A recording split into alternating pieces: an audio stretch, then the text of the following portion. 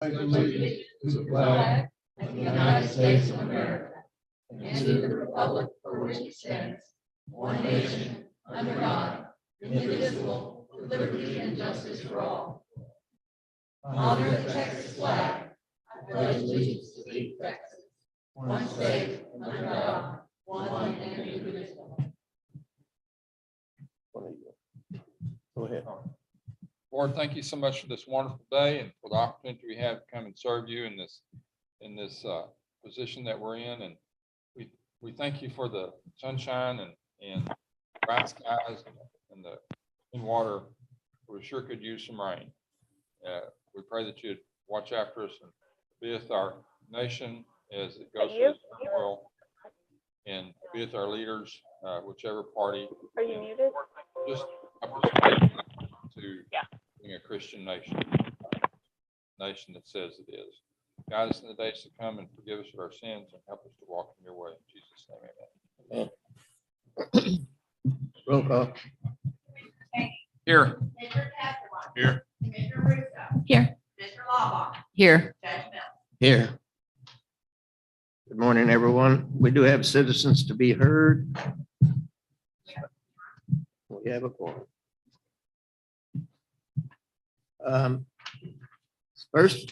Person up, Mr. Vogel. Jack Vogel.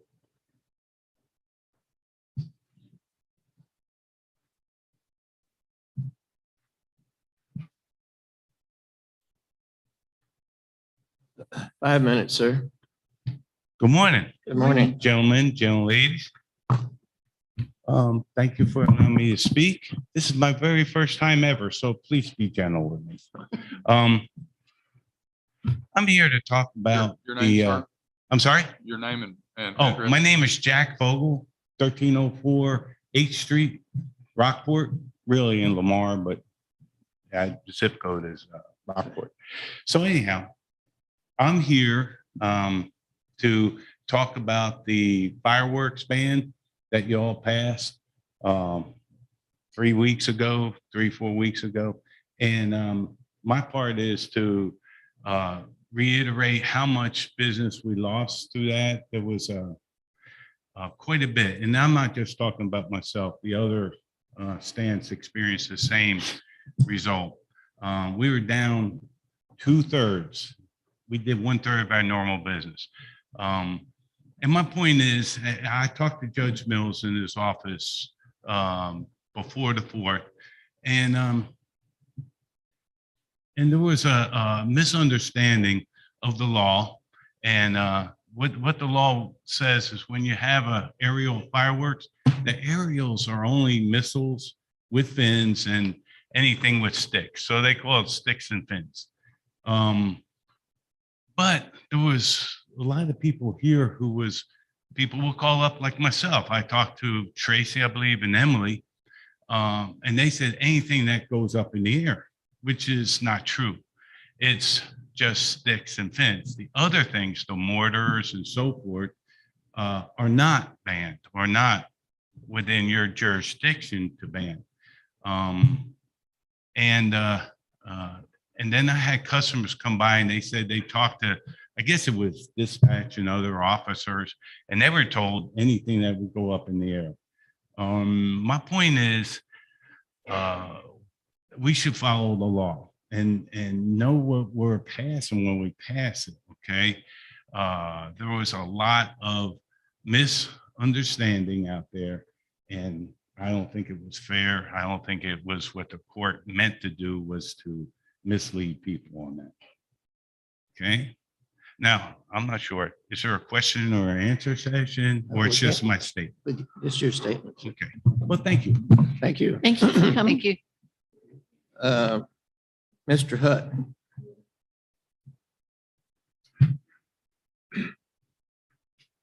Jeff Hutt, 2201 Prairie Road. Thank you, Commissioner Russo, for having the two presentations today. Appreciate that. Currently, Texas boasts the 6th highest property tax burden in the United States. Property taxes have increased 181% over the last 20 years alone. Despite promises by our elected officials to do something about it, nothing has been done. In a recent survey of the most important issues for Texans, property taxes ranked #1 on that list. There's a movement afoot among Chamber of Commerce's, local, state elected officials to make dramatic changes to the system. The appraisal district and changes to the appraisal district seems to be where the majority of that focus is at. I have a question personally about our Aransas County in particular. According to the state statutes, all entities that pay into the appraisal district are supposed to get a percentage of vote for appraisal district directors based upon the amount that they pay in. My understanding is under Commissioner Smith, the agreement came about that the county gives 2 commissioners, two directors, and the school district gives 3 directors. And I don't see where this is in the state statutes that allows this. What this does, it cuts out Rockport, Fulton, Aransas Pass, ISD, the Navigation District, Port Aransas ISD, and some of the other districts who pay in. Yes, because the Aransas Pass, Port A does pay in a little to our appraisal district. One of the greatest things, it would be nice to see our local appraisal district get ahead of the changes and push for things that actually help the residents and taxpayers for Aransas County. One of the things that our appraisal district could do, it could inform individual taxpayers anytime there's a change to a descriptor on their property tax. For instance, you have category as houses 1 through 6. What the appraisal district will do, it'll go in and it'll change your category of a house from a 1 to a 3 to a 4, and that could possibly increase your appraisal value by $100,000. You're not informed about this change of the descriptor, and you don't know that this change exists, because to see it, you have to toggle between 2 years on the website. Square footage of houses are changed. The classification of a pool or a trailer pad or a shed will be changed, and you're not informed of that change, and number 2, that what the difference between a trailer pad 1 or a trailer pad 4 or pool 1 or pool 4, there's no descriptor that actually tells you what it is. So this lack of information puts taxpayers and property tax owners at a disadvantage when they go in, because 1, they don't know that the change has occurred, and then 2, they can't argue that the change in category doesn't actually isn't correct. So I would appreciate if you could address the fact about how the directors are formed, and if you could encourage your directors who y'all appoint to make it where taxpayers are given details about the descriptors and the categories changed. Thank you. Thank you. Thank you. Mr. Himes.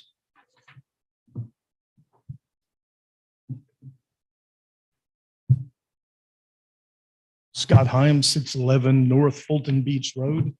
And I'm sitting here looking for a way to tone this down. Mr. Vogel spoke. One of the things I wanted to make sure you understand is between him and a number of other stand owners that I canvassed, those mom and pop businesses lost well over $100,000 in the span of days, right out of their pockets. I'm sympathetic to the drought we have and the need to try and keep fires down. But what we can't do is pass orders that are not according to state statute. And what I'm most concerned about, he told you, he 3 times made phone calls and got information that wasn't correct. It wasn't a lawful order. But what I'm most concerned about is after being made aware that law enforcement wasn't instructed, this order doesn't say can't say aerial fireworks are prohibited, because you don't have that statutory authority. And while, as I said, I'm very sympathetic about burn bans and those things, we have to follow the law. There must be some reason that the statute said there's a class of restricted fireworks that have sticks and fins that you can prohibit. It doesn't say that you can prohibit aerial fireworks. Now, you could have passed a local emergency and said no fireworks whatsoever. I would have respected that because the law provides for that.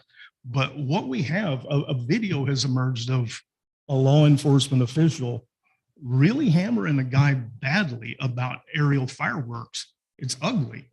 And the guy's quoting the law properly. And I was afraid he was going to get arrested before it was over for resisting what the guy's telling him. The law is the law. And if we need the ban that bad, pass the local emergency, cut them completely off. But you have to understand that in this situation, these people lost a lot of money. It has to be taken into account. Well, I get the impression that what happened was we wanted an aerial fireworks ban. And so the order itself says what the law says, but then there's a press release compressed into a single PDF document up above the actual order that makes it look like anything that goes up in the air is prohibited. It's not lawful. After being made aware, I even understand misunderstandings. I understand that you're not experts in fireworks law. I do think we have a county attorney who should make you aware of those things. But after being made aware, law enforcement should have known that they don't have statutory authority to go out enforcing an unlawful order that really doesn't even exist. That's not how it's supposed to work. That's my concern. I commend you for looking out for the state of the drought and the burn ban. We have to follow the law. Thanks for hearing me. Thank you. All right, we do have presentations.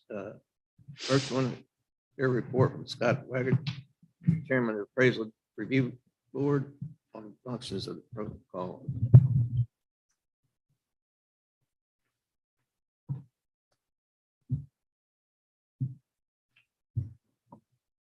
Oh, let's see if I get my presentation on the screen somewhere.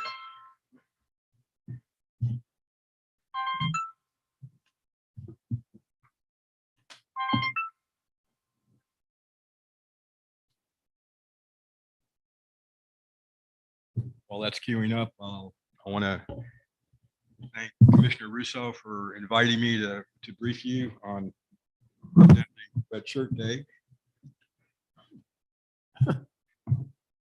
Again, I'm Scott Waggard, and I'm here to brief you on the Appraisal Review Board, what it's about, how we're organized, and some elements associated with the establishment of the board and how we run. So the Appraisal Review Board is a board or panel that is appointed to address any matters involving property appraisals. And protests typically can be submitted by property owners or taxing entities. We primarily hear protests from property owners. The ARBs are appointed to act independently of the appraisal district, so we are not associated with the appraisal district in any way. And we're appointed to make fair and impartial determinations based on evidence that's presented by both the property owners and the appraisal district. Now, as I go through my presentation, you may get the sense that we run with a fair degree of autonomy. However, we're not loose cannons, okay? We can only address protests and issues that are presented to the board. We can't go out looking for something to deal with. And we can only act on those things that are specifically granted to the ARB by the Texas Tax Code.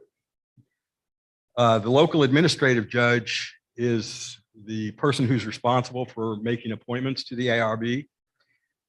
This is a change in 2021. Previously, the appraisal district board of directors was involved in making appointments to the ARB.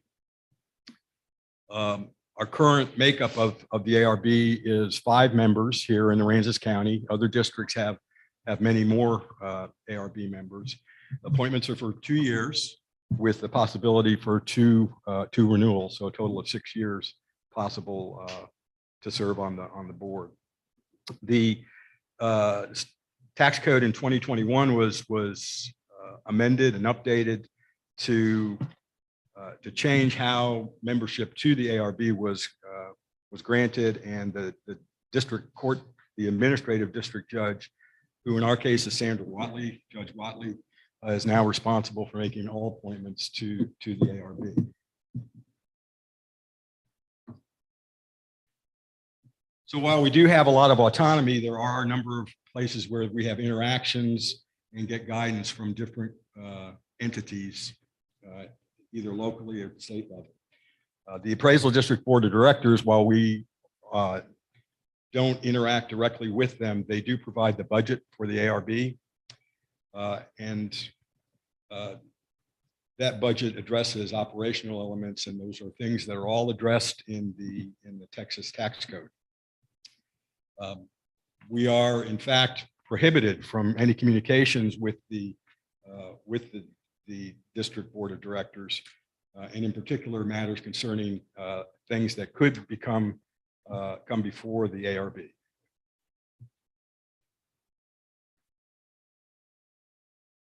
The Appraisal District, while we don't report to the Appraisal District, we do actually receive administrative assistance from the Appraisal District. Again, this is allowed and defined in the tax code in the area of scheduling, sending notices, setting up our hearings, filing determinations, the mailings that go back to protesters after they have had their hearings heard.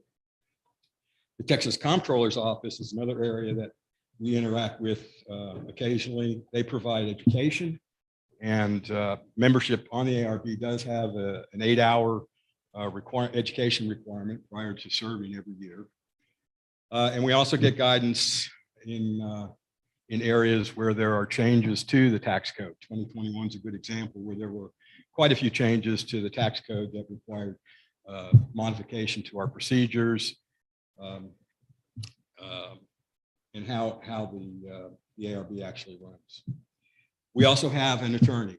In Aransas County, we have the luxury, so to speak, of having legal counsel provided, or at least budgeted for us from the Appraisal District's board, the budget that they produce. In other counties, it may be the case that the county attorney provides the service of being the ARB's attorney, but in our case, we have our own attorney, and we're quite lucky to have an excellent attorney who has quite a background in serving ARB. She currently has 7 different ARBs that she represents around South Texas and East Texas. Who is that? Her name is Judy Hargrove. Thanks. She actually lives in Sealy outside of Houston. She's been invaluable this year because we've had several complex cases that we've been involved with that have required her assistance while we've been hearing them. And she also has helped us quite a bit this year related to updates to hearing procedures that were required based on updates to the tax code.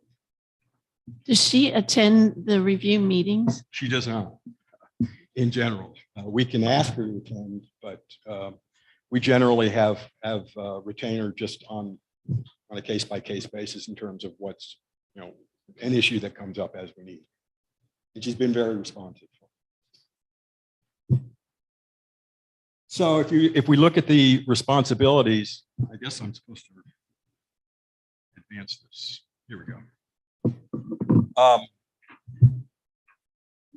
The bread and butter of the ARB, in fact, what we spend a fair amount of our time dealing with are protests that are initiated by property owners.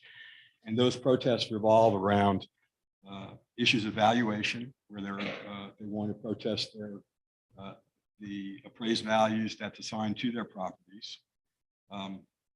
But we also get involved in determining whether exemptions are denied or partially denied or improperly granted, and determining whether the land is improperly granted appraisal for agricultural or timber land purposes.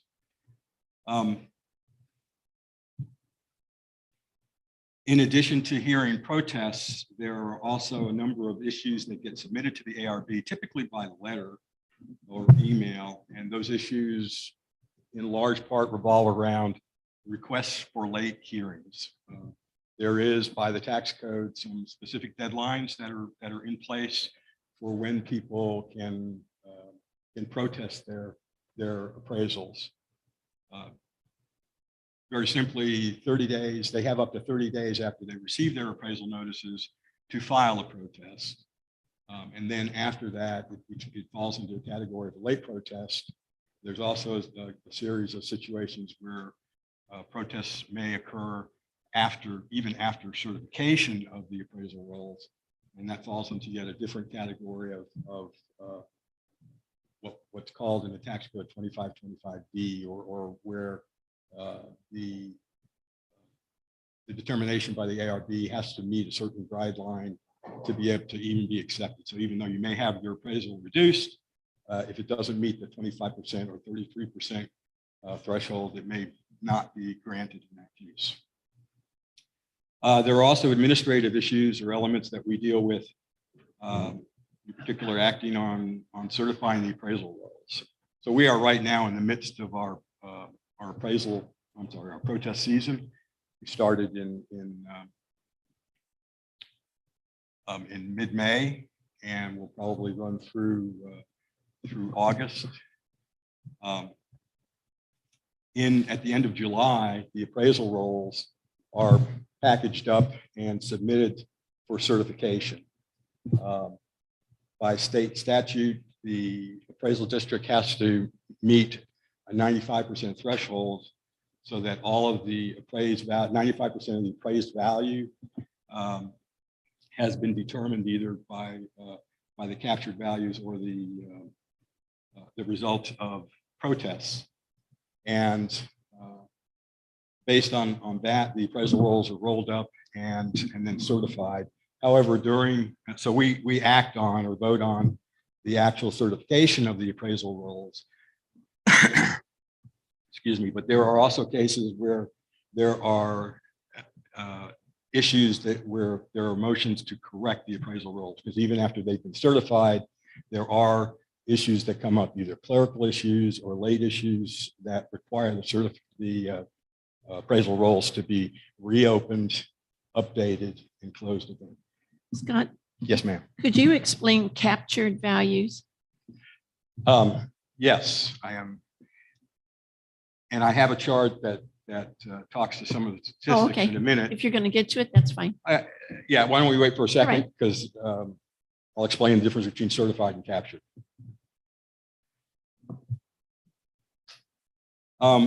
The ARB can also get involved in addressing challenges initiated by a taxing unit, such as the school districts or the counties or the cities and so on.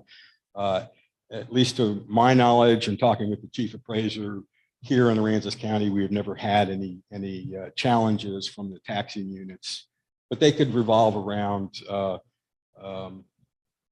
protests or challenges based on exemptions or tax values, or I'm sorry, appraisal values for, let's say, large businesses, large properties, and that type of thing. In any case, we've not ever had to deal with protests from the taxing units. And then there are always a handful of other issues or actions that we may need to act on or vote on as an ARB, and those are all defined as required in the tax code. Can I ask a question about the hearing, since we're on hearings? I had a call from a citizen with a complaint that whenever he went for his review, appraisal board, review board used listing prices of neighboring properties, I assume, from Zillow or from just ads. Person also said he called the comptroller's office after his hearing and asked if this was proper, and was told no, that it wasn't. And for some unknown reason, told him that he should call a commissioner, which he didn't happen to be in my precinct, and I referred him to the appropriate commissioner. But and I thought when he called me, I don't believe that we have any authority other than we would say something about it. But my understanding was always that it had to be a comp. And my understanding is that when you use a listed price, then it falls back on the property owner to produce a comp, which if y'all can't get a comp, I can't believe that the property owner could easily get one either, so. Right, okay, so, Let me just add to that, that he got referred to me and I did talk to him, also talked to somebody in the tax appraiser's office, and they told me absolutely black and white, they do not rely on a listing as direct evidence of value. They sometimes look at listings to see things like what claims has the offerer made about his property? Is there something new on that property they weren't aware of? You know, they've added a mother-in-law house or something. But they claim they don't know what the miscommunication was about, but they say that is not their policy. yeah, and that's very correct. Okay, so listing type information, that kind of information you get from something like Zillow can be used as an indicator when they're assessing an area to try and determine, sales within an area. However, for the purpose of appraisal, it's not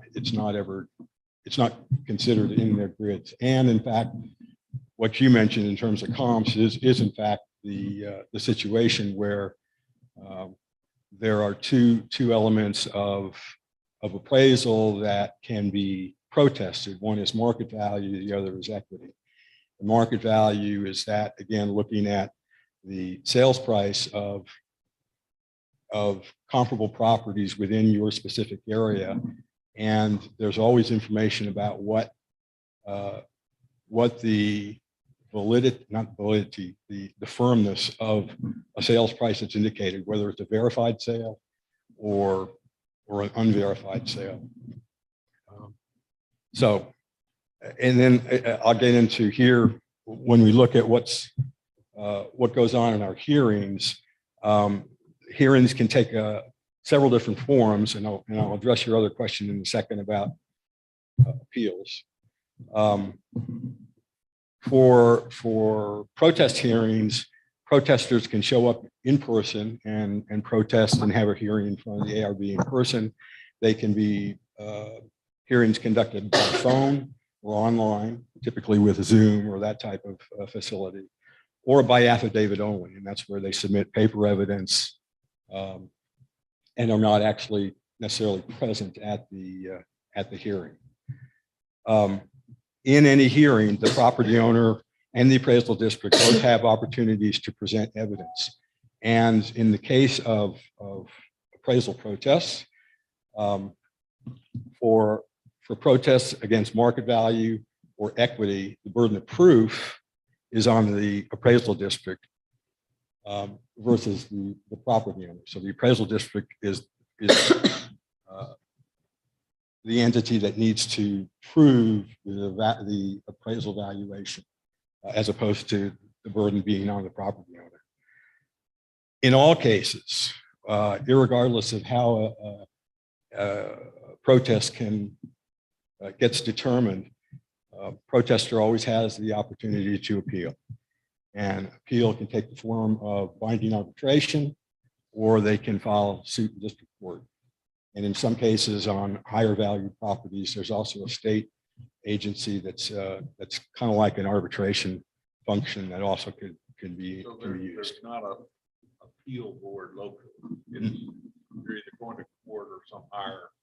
Well, yeah, to my understanding, I've not ever been engaged in any of the arbitration processes, but arbitrators can be selected, and I believe they may in fact be local, but in other cases they're not. Okay, since the ARB does not get involved in the appeal processes, whether they're by district court or by arbitration, specific questions on that probably are best addressed to the appraisal district. The judge that appoints y'all, how do they come up with the nominations? What's the process for people to get nominated to be on? Right. To serve on the ARB is always, or to get members to serve on the ARB has always been a challenge. In part because of the large amount of time investment that's required during the protest season. We meet 4 times a week. from 8 to sometimes 5 o'clock, hearing protests. Finding people that are willing to serve as well as have the ability and opportunity to serve is always is a challenge. Previously, we have tried to enlist people to serve on the ARB. This past year, the district actually put an ad in the Rockport pilot, and it was pretty successful. We got a total, I think, of six submissions, 6 people that expressed interest in serve on the ARB, out of to deal with 3 vacancies that we had on the board. Our board currently is comprised of 5 members, chairman, a secretary, and 3 at-large members. So we were lucky to get that many people that were interested in serving. To my knowledge, and again by law, I'm not supposed to be communicating with the district judge about membership on the ARB and that type of thing. But the people that were chosen, as well as some that were that submitted their names, they were all interviewed by the district judge, by the administrative judge. So as far as you know, the process is to apply to the Judge Watley. Actually, the appraisal district has a form that you can fill out. There is, by law, an administrative liaison called the taxpayer liaison, who here in Aransas County in the appraisal district is Josie Bonnet. Say again, can you spell that? Josie Bonnet. I'm not sure how to spell her last name, but she works in the appraisal district, and she is the administrative liaison between the appraisal district and the judge. So people would submit their forms or their requests to Josie. She would forward those on to the district judge to deal with. Scott, whenever you're talking about appraising value and everything, y'all use a matrix of some sort in doing that. Like, for an example, a particular house here is appraised at X amount of money in value. How do you come up with that? I'm sure you have some guidelines, and is that locally? Is that compared locally or statewide?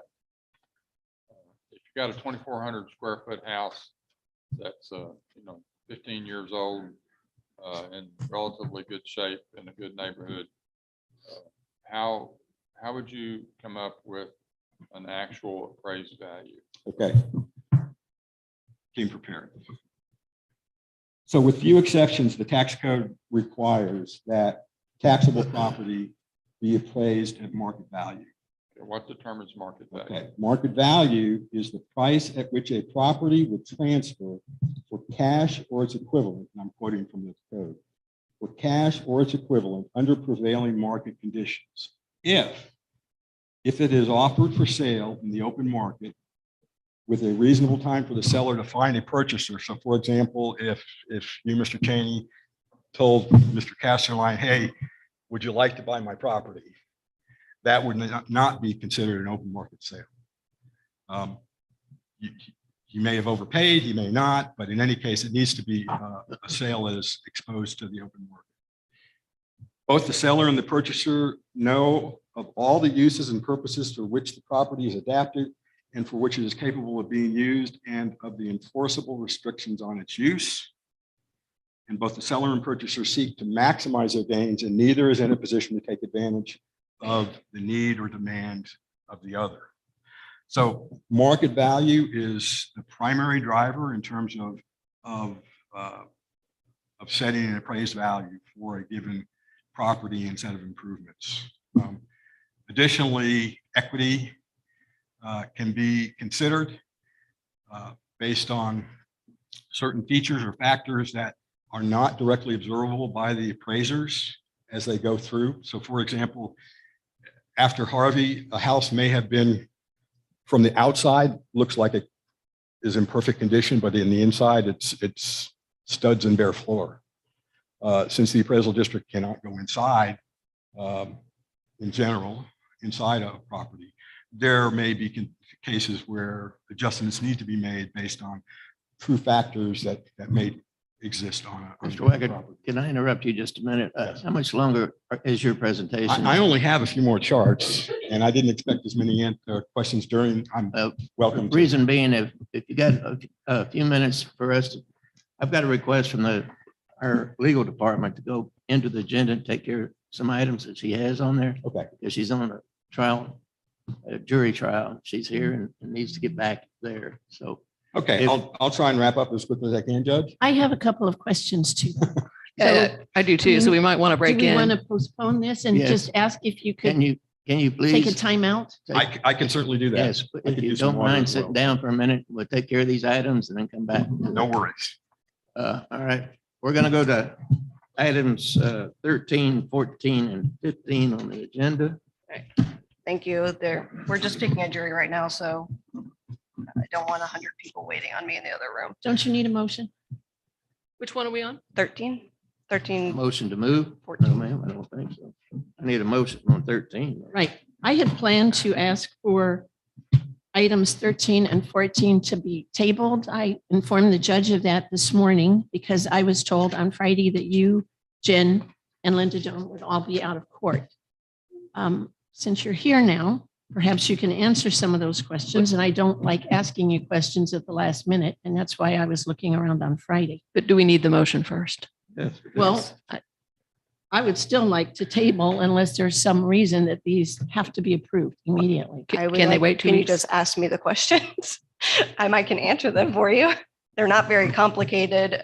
I move we table item number 13, discuss and approving the revised job description for paralegal and senior paralegal for the county attorney's office.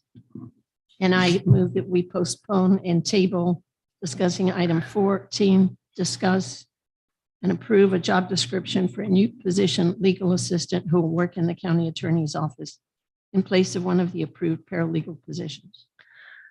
I will second, but I will say that it makes a difference to me whether this could easily wait 2 weeks, because if it could, we would do better to have been prepared for it. We were assuming it wouldn't be possible to address it today, and it'll be an easier discussion if we can get a little more ready. Well, I don't understand the confusion. I mean, I would really like to move internally one of my employees into the legal assistant position. She's not yet qualified under the job description to be a paralegal, but she would be qualified under the legal assistant position. And that would allow me to then open up an admin position and fill that, because right now we're low one employee. So that's kind of the reasoning. I'm not asking for additional positions. I guess I'm asking for, is there urgency, or can it afford just as easily to wait 2 weeks? I mean, we're understaffed, so it would be nice to be able to post a job, because since we've been understaffed for over a month. Does that make a difference to you wishing to table, knowing that? I'll withdraw my motion to table. I'd be happy to answer your questions, and if that's still not satisfactory, then maybe we can move it. The new motion is I move to approve revised job descriptions for paralegal and senior paralegal for the county attorney's office. And if it's permissible to do 2 motions at once, I move, because I think they're interconnected, I move to approve a job description for a new position, legal assistant, who will work in the county attorney's office in place of one of the approved paralegal positions. What I got from the staff, Need a Sorry. second. what I got from the, Do we have a second? yeah, I think We did. Casterline did. Commissioner Castro. what I got from the staff memos was that you have been trying to fill, that currently you have 2 paralegal positions, one sort of regular and one senior, and that you have been trying to fill a vacancy in the paralegal position. And after some work with applications and interviews, it seemed better, like a better idea to promote from within, but there was somebody who wasn't yet qualified to be a paralegal under our standing Right. So description. So what you'd like to do is create kind of a, I might almost call it a junior paralegal position. You feel like the person that is in your office right now can do that work and can be working toward paralegal, and you're trying to align the job description so you have a clear career path from legal assistant to paralegal to senior paralegal. The whole thing shouldn't affect the budget because you're taking somebody in-house and just changing their title. I'm wondering what happens to the person. I'm not sure what the current position is of the person who would become a legal assistant, but is Is that position going to be eliminated or No. just held open because it's not budgeted for at the moment or? So we're not asking for any new money. So to put this as simply as possible, right now we have two positions that are just titled paralegal positions. And one of them handles mostly the misdemeanor cases and one of them handles mostly the felony cases. The felony position is currently open and it's not filled. We did do some interviews and after some consideration decided that one of our very hard workers that is currently an administrative assistant has put forth a lot of effort to learn how to do some of those tasks already, but does not qualify yet under our job descriptions to be a paralegal. So instead of having two paralegals, we would have a paralegal and a legal assistant. And that would leave her current position, which is an administrative assistant, open, and we would fill that with applicants. I don't know who, I don't have any applicants because it's not posted But yet. then, so if you do fill that current administrative assistant position, won't that affect your budget? It will not because the second paralegal position just won't be filled right now. But it will still be there. It will be in existence. I mean, the job description will be in existence, but So then there won't be There's a a person there. difference between having a job description and having it in the budget. Right, it won't be in So the will budget that anymore. It won't be in the away? budget because you're not planning to fill it for the time being? Right, because the administrative assistant, the legal assistant is a lower pay group than the paralegal. Right, and So- the senior position that the senior paralegal that they're talking about is just a job description. So if they have someone who is eligible, can move up, and at that time it would be budgeted. Right. It's not anything that they're looking at filling right now. It's just It's like an encouragement to move forward in your right, just training. somebody who can actually move up without having to have their attorney's license. Is the administrative assistant position being eliminated? No, No. But so it'll be there and could be filled if you Fine. can find the Well, budget for it. But I don't need a it's new not, budget. it's already there. They're taking the administrative assistant, moving it into the legal assistant. legal assistant. So there's actually, now they'll have an administrative assistant position open because that person will go into as a legal assistant. So there's still will be an opening because they're just moving one up into the other open position. And so they'll have that open position. There is no effect to their budget. Right. at all. The upside is though, if you bring, since you're hiring within, if you're going to bring in anybody from outside in the future, you'll have to come to us for a budget adjustment. Or do you If still have I'm- a slot open that's budgeted? after this? Right now, if this all goes through, I will have one position that's already funded, and that would be an administrative assistant position. Okay. And I would not be going over budget technically. It costs slightly less under this budget than having two paralegals because the paralegal position pays more. But you currently have a vacancy for a paralegal.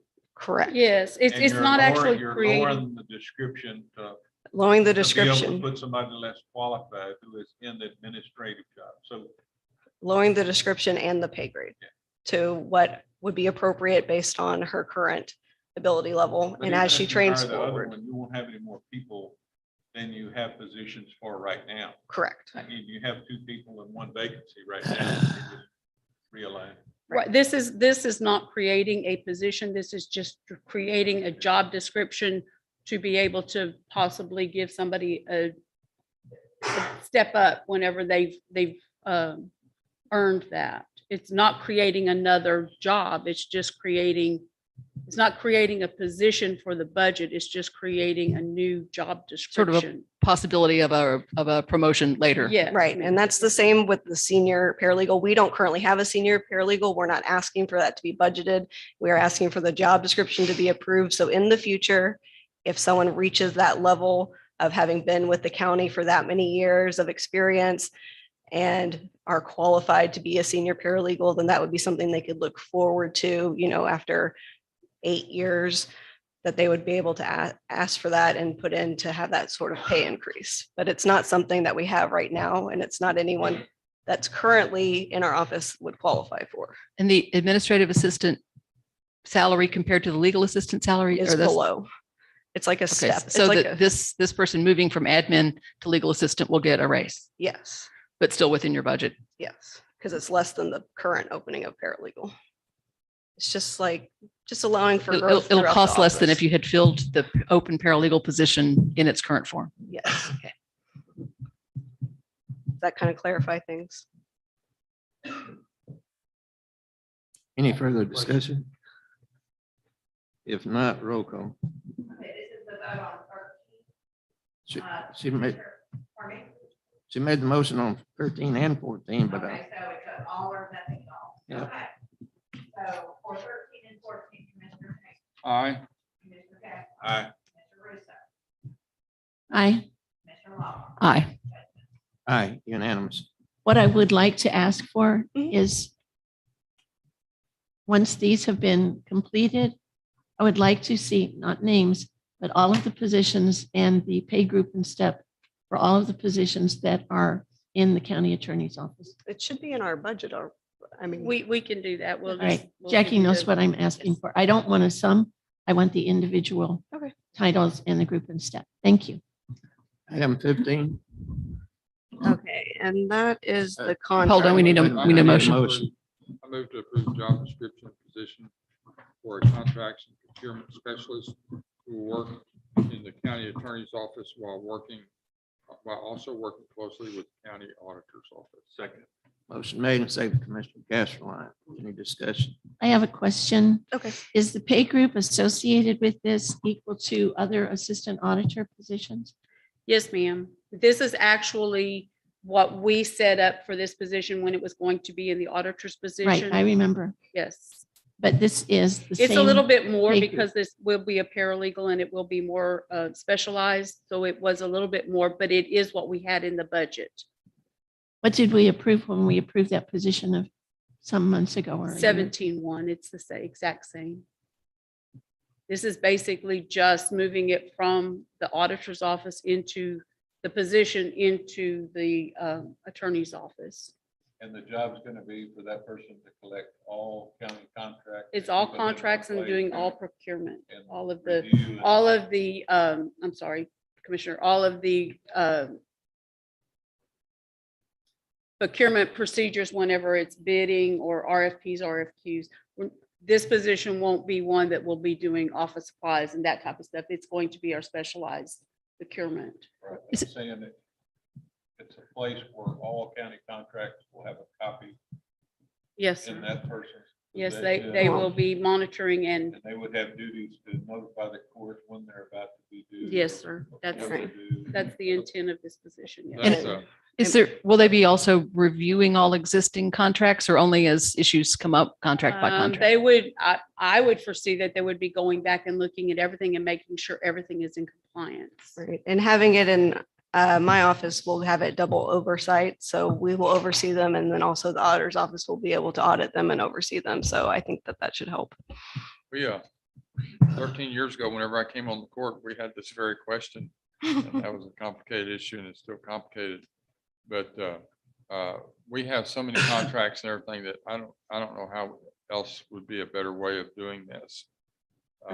It's probably, oversight. it's gonna be a full-time job for someone. It's a lot of paperwork and a lot of reviewing documents, so it's good to have someone that they can really commit all their time to that. Okay, any further discussion? Roll call. Commissioner Tate, Aye. Commissioner Castro. Aye. Commissioner Russo, Aye. Commissioner Lawler. Aye. President Aye, Okay. unanimous. Okay, thank Right. you for taking me out of order. And Mr. Waggard, thank you for your patience. Please come back up.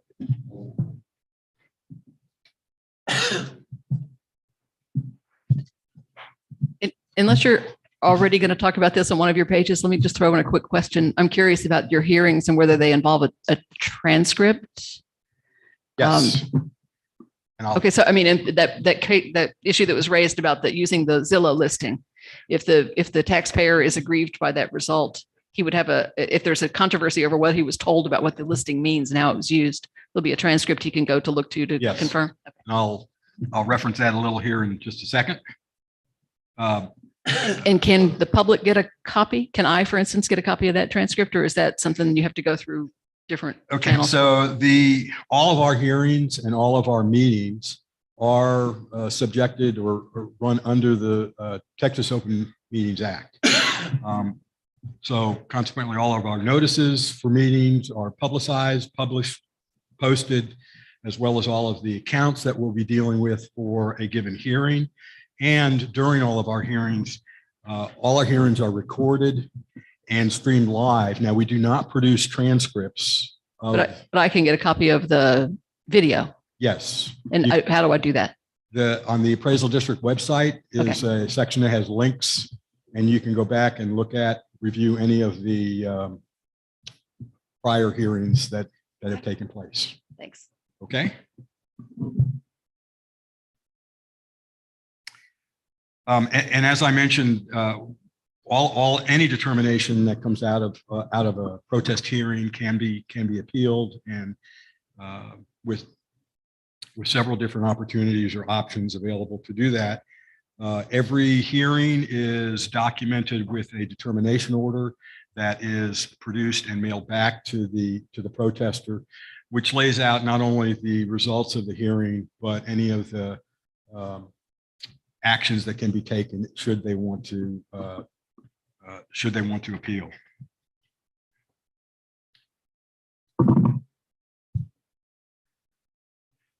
I did include some statistics, and this will get back to a question that was previously asked about captured. Since we're past 2021 and the appraisal rolls have been certified, the numbers that I have for 2021 is just slightly different in terms of in particular, the certified appraised value in the county. But for 2021, there were over 29,000 properties that were appraised. There were 28,072 appraisal notices that were sent. The difference between those is properties that are tax exempt, properties that are below a certain value, I believe it's $2,500, don't get appraisal notices. Of all of the notices that were sent, we received, or the district received, 2,225 protests for hearing, or protests against their appraisals. That seems like a lot. And some of my dealings with a few of the other ARBs around Texas, for example, Hidalgo down in the valley, the ARB chairman there suspected they were going to have over 55,000 protests to deal with this year. Of the 2225 protests that were filed, 1,538 were actually scheduled for hearing. And some number of those protests could have been, and most likely were, addressed through informal meetings with the district and settled ahead of time. However, even having said that, the total number of hearings that we had was 795. And what you see there is about a 50%, almost a 50% no-show rate. And that's an unsettling aspect of how we have to deal with things in the ARB. We have a very, very high no-show rate, but it's one of those things that there's no way to get your arms around why people just don't show up. Is the difference between 1,500 plus hearings and 800 decided no-shows, or also settlements? The 795 are those that were decided, and some came before the board, the ARB. Right. So the 700 that are not included. I mean, you have 1,500 or so hearings, 800 decided. 700, does that represent no-shows? Yes. Okay. It's not a combination of no-shows and settlements. It's just plain no-shows. Right. At least for 2021. I mean, I'm sorry. I've had issues that were just settled on the phone that I had actually filed the paperwork for appeal, but if they get to the point where they're scheduled, they should have gone through a potential settlement process ahead of time. So between 2,200 in protests and 1,500 in hearings, that's a 700 drop. That could be people who were resolved over the phone, for instance. Yes. Or came in and had a chat with the appraisers and so on. Now for 2022, the number of properties has gone up a little bit. The number of appraisal notices has also gone up commensurately. And we have, at least up to the filing deadline, received over 2,300 protests.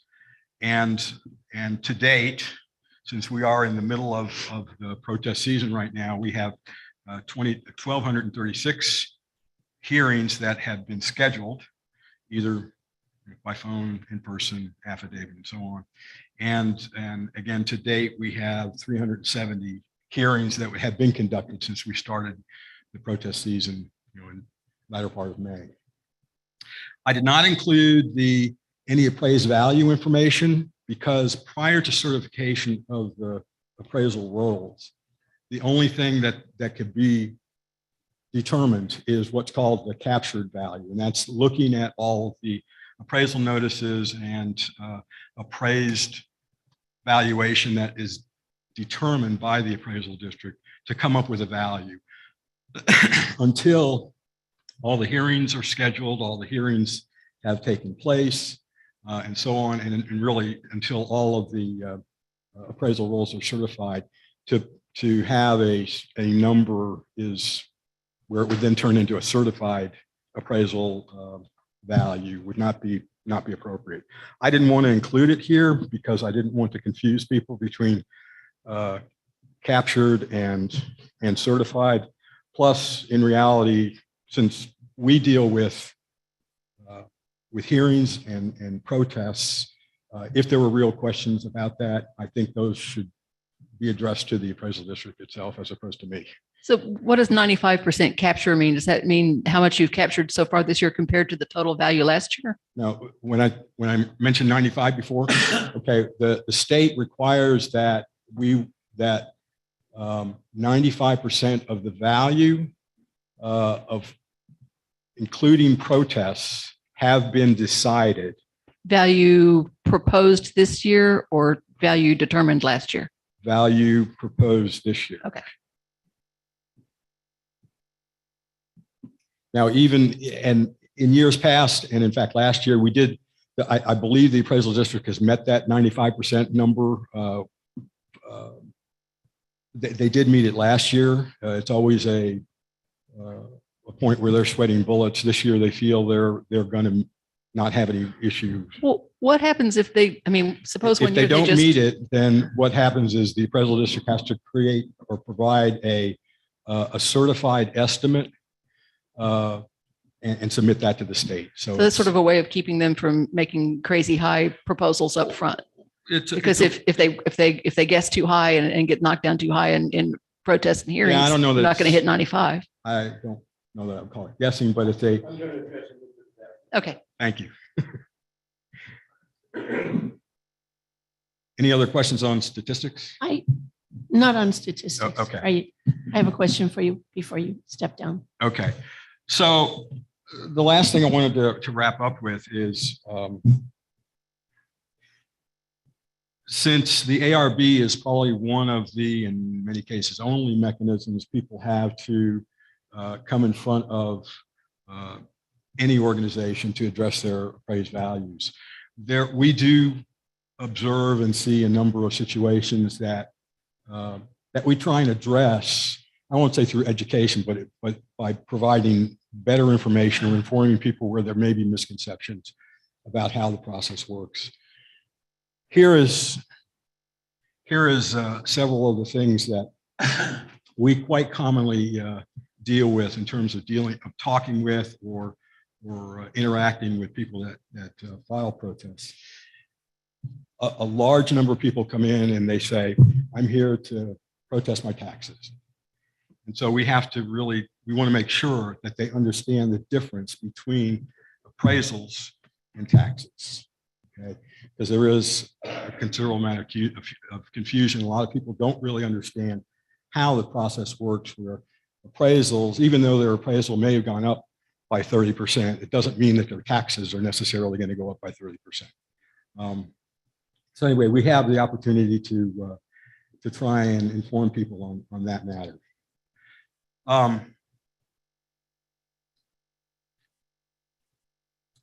The next thing is the effect of market value appraisals, which are required by law. The tax code does require that all taxable property be appraised at market value based on market value as of January 1st of that tax year. One of the biggest effects of market valuation is the hyper heated up environment that we're in now, where properties are turning over like hotcakes. People are paying a lot of money and in a lot of cases overpaying. for properties. And the effect of overpaying is not only that would it factor into your appraisal. If appraisal was 300,000 last year and you paid $500,000 for it this year, well, guess what? The market value is $500,000. That's what you pay. It's never, people never like to have it pointed out that they, in fact, can be part of the reason why the appraisal value, the overall appraisal market value in an area has increased, in some cases dramatically, but it's those types of situations where people are overpaying for properties that just inflates the appraisal market. Now, that can go both ways, because clearly if somebody comes in and they say, look, I was appraised at 500,000, I can show you, here's my bill of sale, all the deed work and so on. It shows I only paid, 350 in this last year. Yeah, yay, verily. That's the kind of documentation you need to show that they were incorrectly appraised.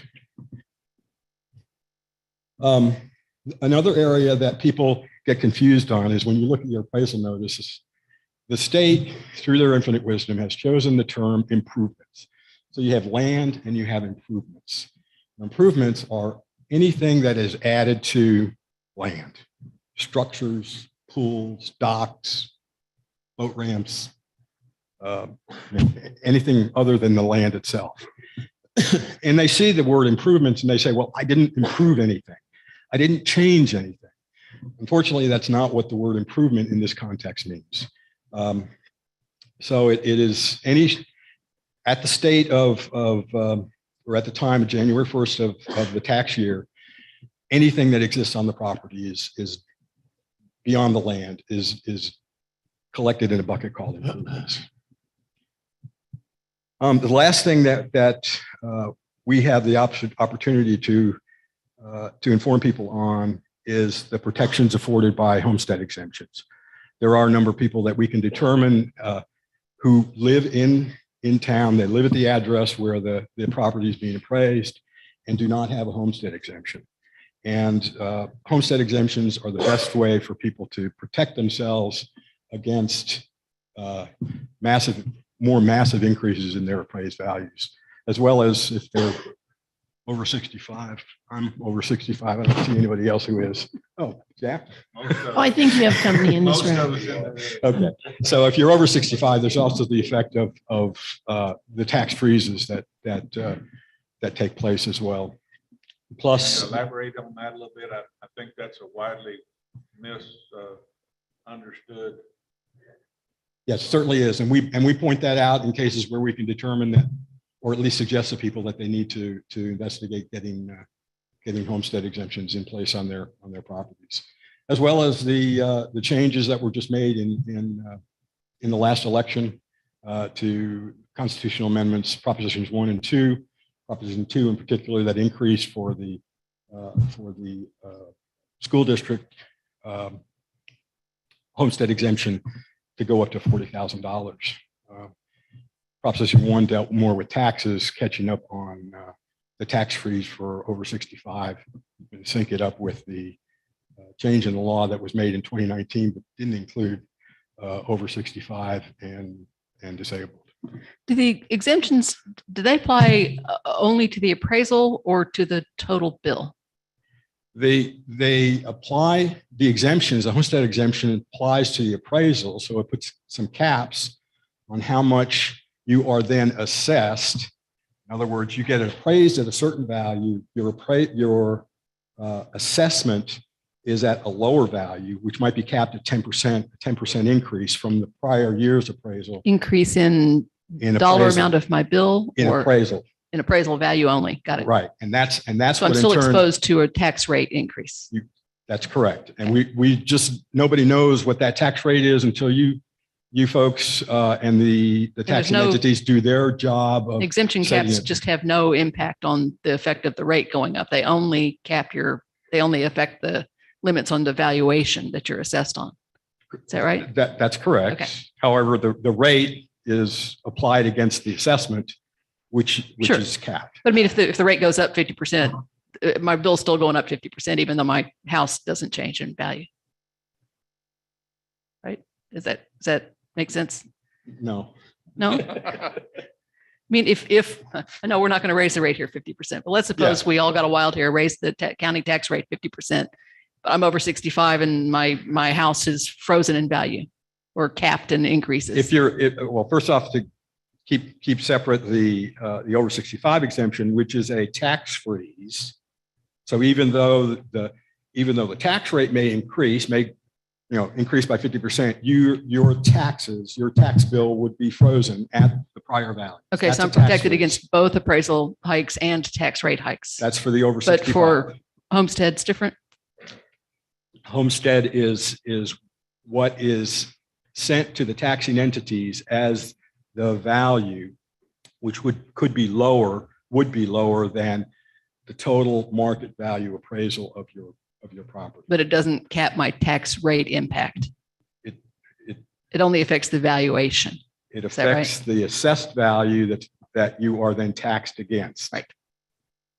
Okay, so one of them includes a protection against rate hikes and the other does not.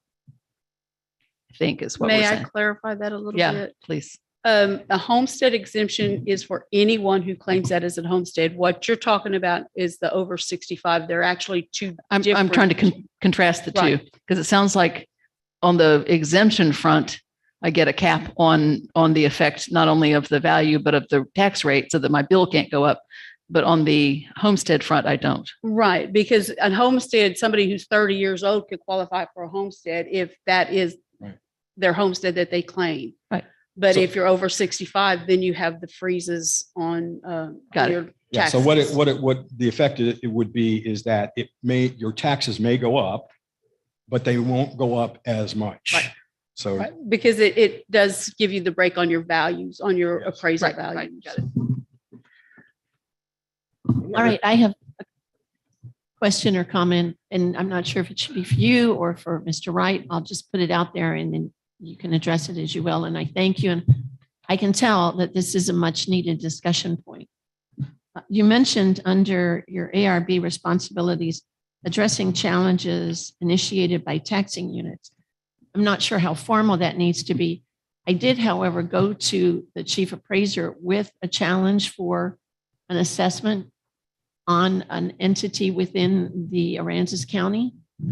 And I was told, well, we updated that as of January 1st, and this is what its value is. I said, well, we have had people in court telling us that that value is significantly higher, almost $30,000, $25,000 higher than what you, the appraisal district, have it valued.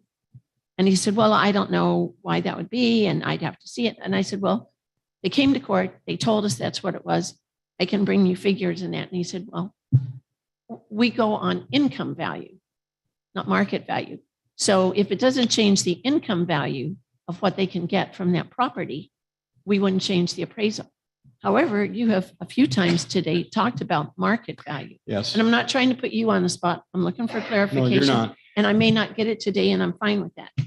But if a property owner comes and tells us that they've made $20,000 to $25,000 improvements and that property is now worth a certain value and in fact sells for that higher value, and the chief appraiser is telling me it can't be judged any higher because they can't collect any more income from it, then I have a question first on that. And second, there's a house in my neighborhood that is a short-term rental.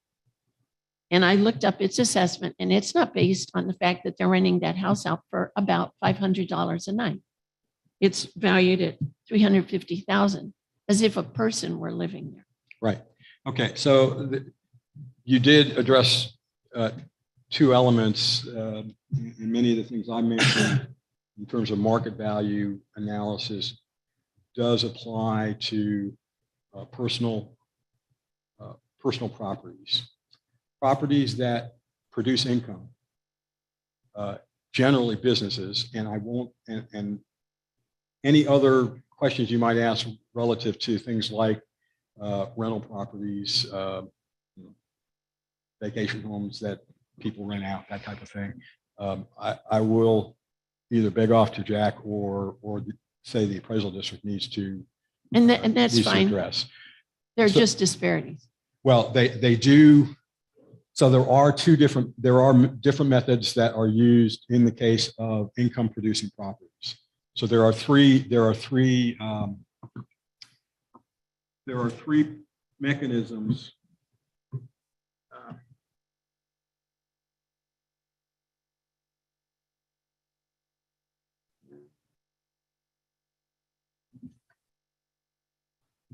I'm sorry. Market value. Here.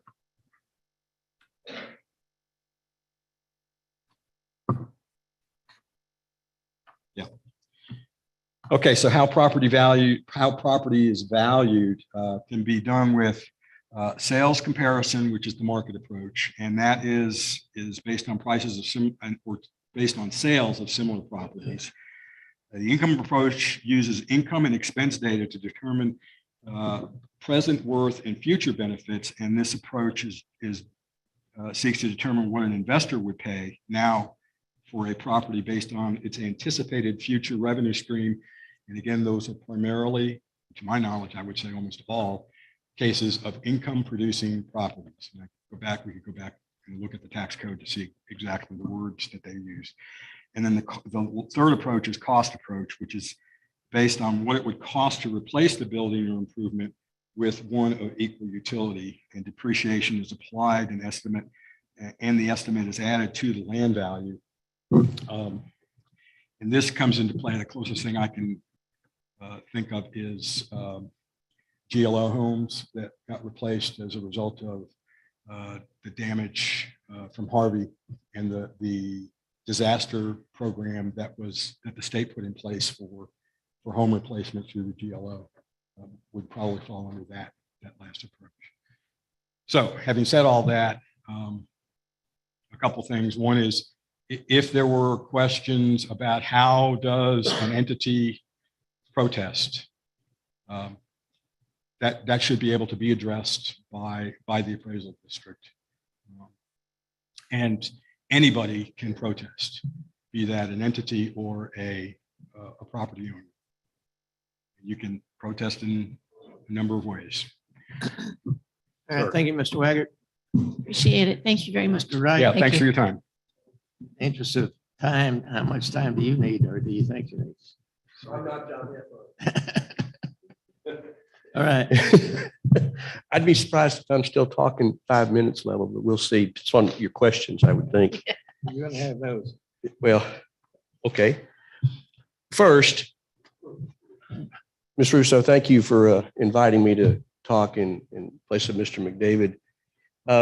You're going to find out that in the scheme of things, the Appraisal District Board of Directors has about this much responsibility, and this guy's got this much responsibility. And that, I'm not exaggerating.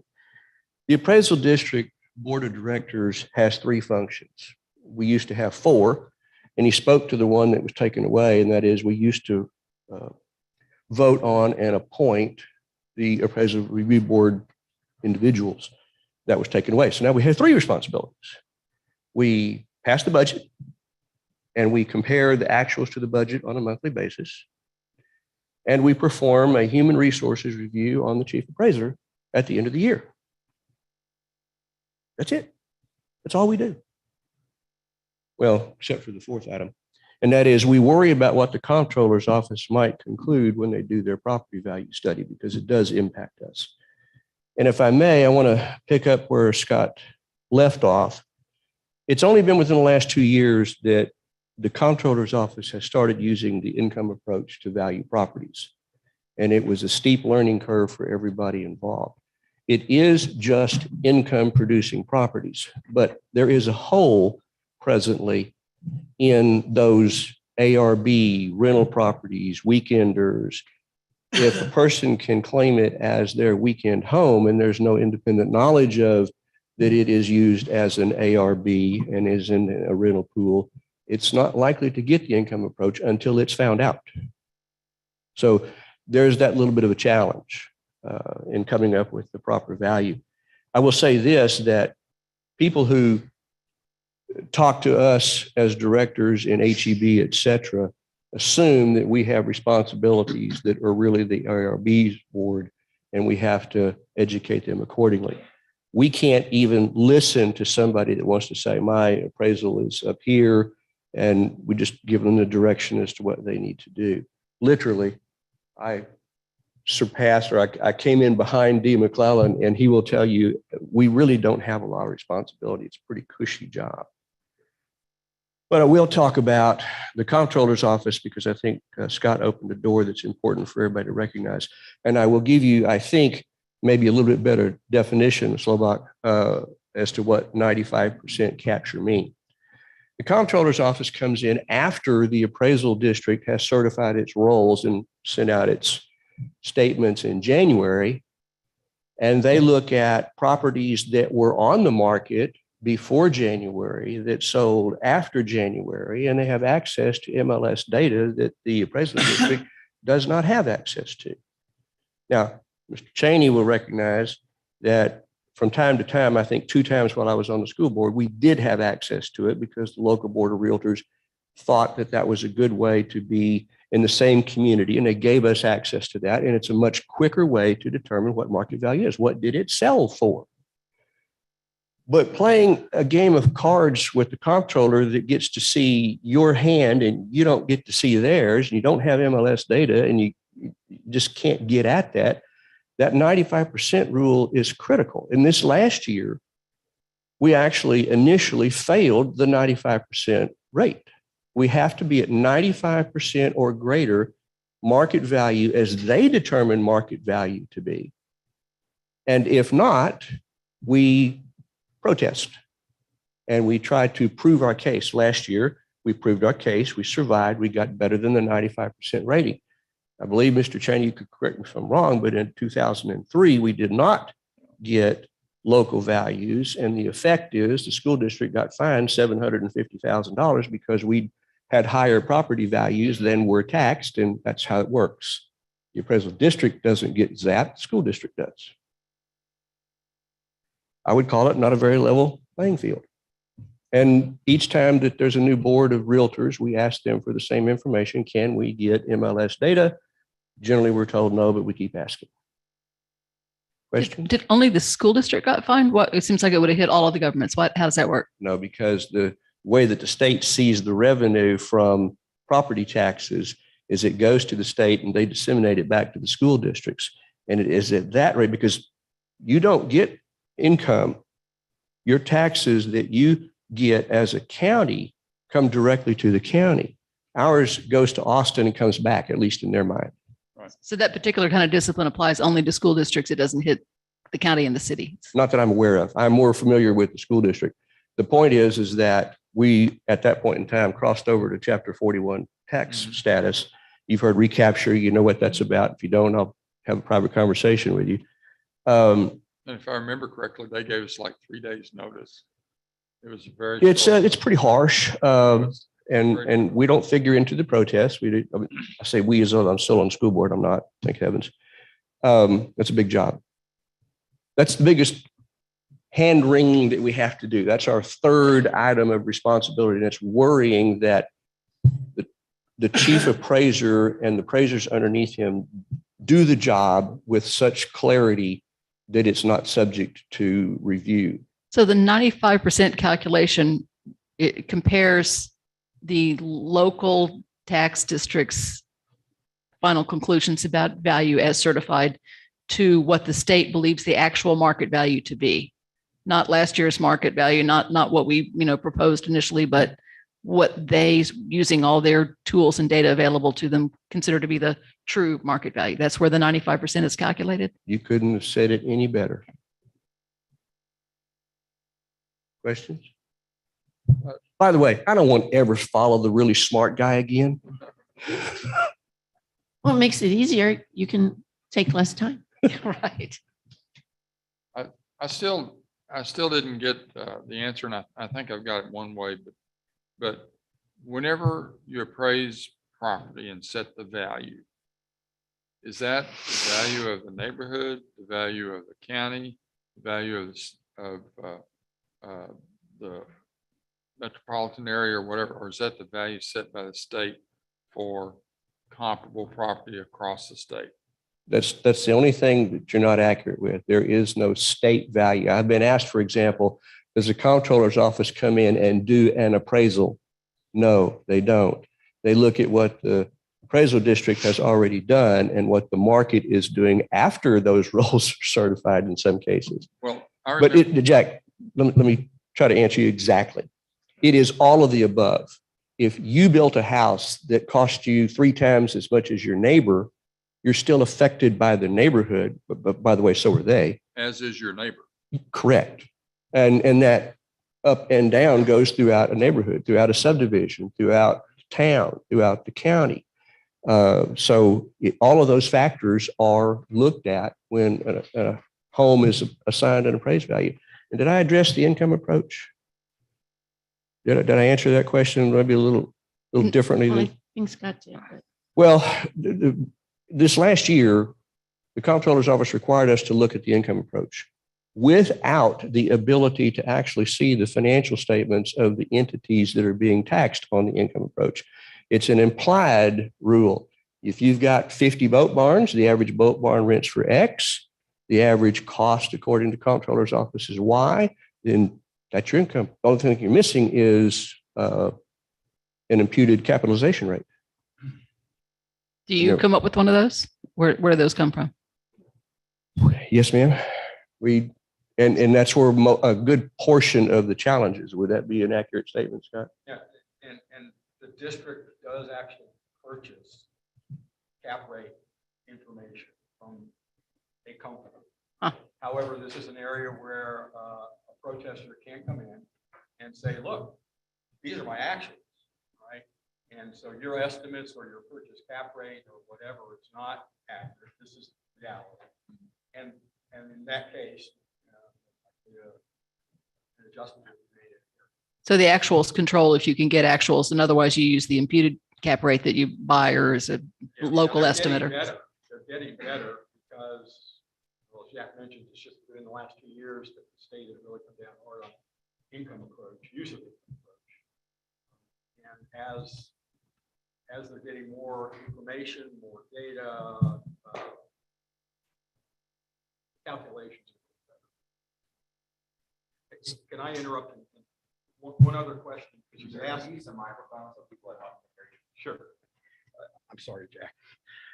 Your question about neighborhoods and so on, the appraisals are, in terms of market value and equity, are done by a fairly granular determination of neighborhoods. So we'll look at Key Allegro or even certain sections of Key Allegro, certain sections of Holiday Beach and so on. And market value analysis is done within those neighborhoods. And one of the pieces of data that we get in our that evidence that the district presents is what's called a sales ratio report. So looking at a given area, fairly granular area, we'll have visibility to all the sales that are within that area and compare that against the appraised values and come up with a ratio to get a better feeling of how close, how accurate are the appraisals against true market analysis. So you want to get as close to 1 or 100%, as opposed to seeing that the district is overappraising or underappraising a given area. But it is done by fairly granular areas in most cases. That help? And there's been a couple of lawsuits throughout the years. I believe the county that Waco was in, and I'm paraphrasing, said, we're going to appraise our property at what we think it's worth and not what Austin tells us it's worth. Yeah. And Austin won. How many types of business are currently being taxed on income producing value of the property? Every one of them. Because I know the first one that I heard of when it started was boat barn.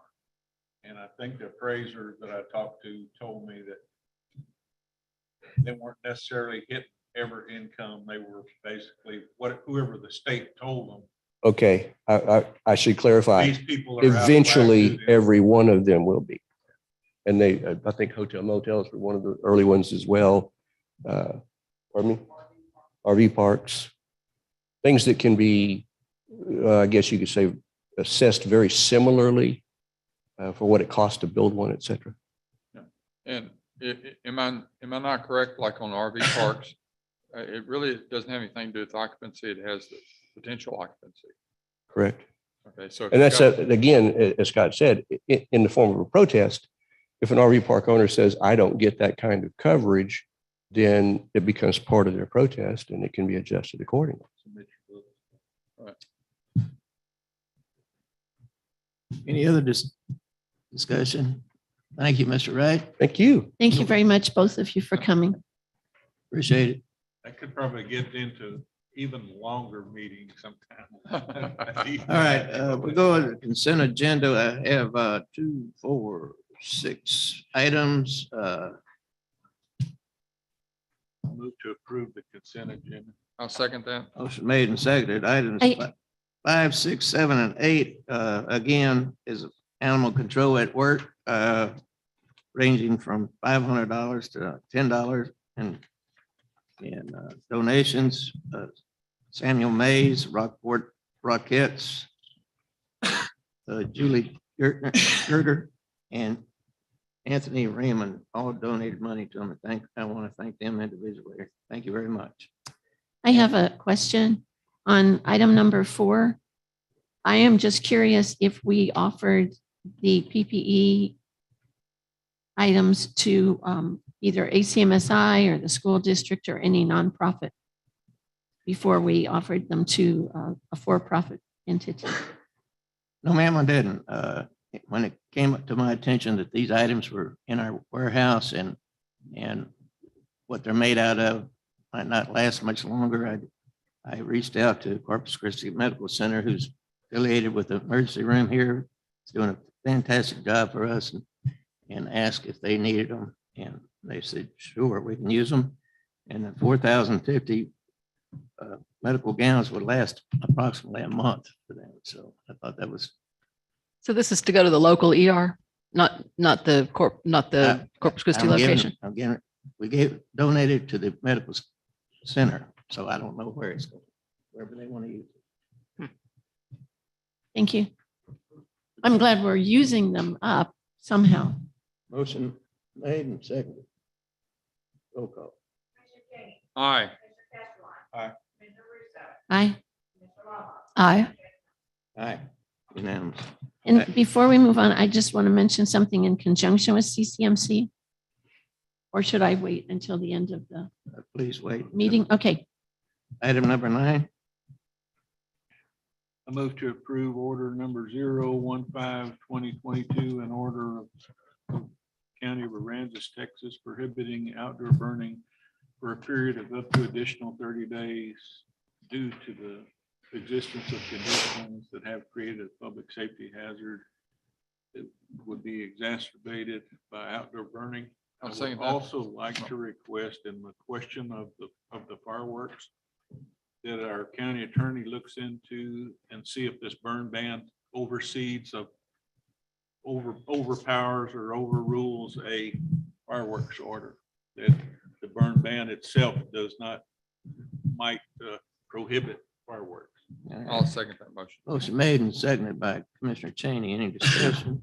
I would be inclined to vote for the burn ban, but it's always been my assumption that it absolutely does not affect fireworks. That's why we have separate fireworks orders. So before I vote for this one, I would like clarification that, at least that our intent is we are not attempting to impose a fireworks ban with this Video order. that came up that they were talking about, I watched that. and- No, I know that the sheriff's deputy seemed to think While so. I was watching it, I said, well, you're shooting fire out there what's the difference in starting a fire in your backyard as to shooting it off in your hand? So I'm curious that maybe even we get a attorney general's ruling if a burn ban does in fact outlaw fireworks. But it's in effect. But in the meantime, that's going to take a while to get. In the meantime, I would like us to state here today before we vote that we do not intend this order to include a fireworks ban. That if we want to ban fireworks, we'll do that with a proper separate order. No, he wasn't implying I that. wasn't implying. No, I know. I'm just asking. I think All we right. should say that, so I can vote yes after we've said that. All right. It's said. Roll call. Any clarification? I'm sorry, are we going with the wording as it is or? Yes. Yes.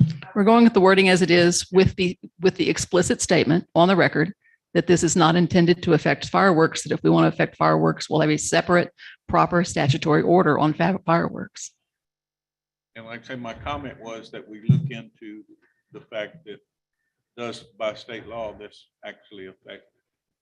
But for now, all I can do is give our intent. I can't change state law. That's. All right. Any further discussion? Okay, so I've still heard two different, maybe three different things at this point. One is what is written here on the agenda. A second one is to clarify that it doesn't include the burn ban. And the third one is to inquire on, It includes a burn ban, not a fireworks ban. okay, excuse me, it includes the differentiation of it not including the firework ban. And the other one saying that we're going to investigate, ask the county attorney to investigate whether or not firework ban. We'll go with the second one, and then Mr. Commissioner Castelline can ask the legal department to do that. No, I'll amend my motion to that, to be that I'll- if it was taken that way. Motion made. Second, Second. Roll call. Commissioner Cheney, Aye. Commissioner Castleton, Aye. Commissioner Russo, aye. Commissioner Law, Aye. Judge Miller. Aye. All right. I move to approve the second quarter report for the Rockport Center for the Arts. I'll second that. Motion made and second, Commissioner Cheney. Please. Morning. Mine's a lot simpler than all this. Do I speak into this one? Both of them are either one. Oh, okay. Here in Park, you got 2 mics. Can we pull the presentation? Thanks, Colin.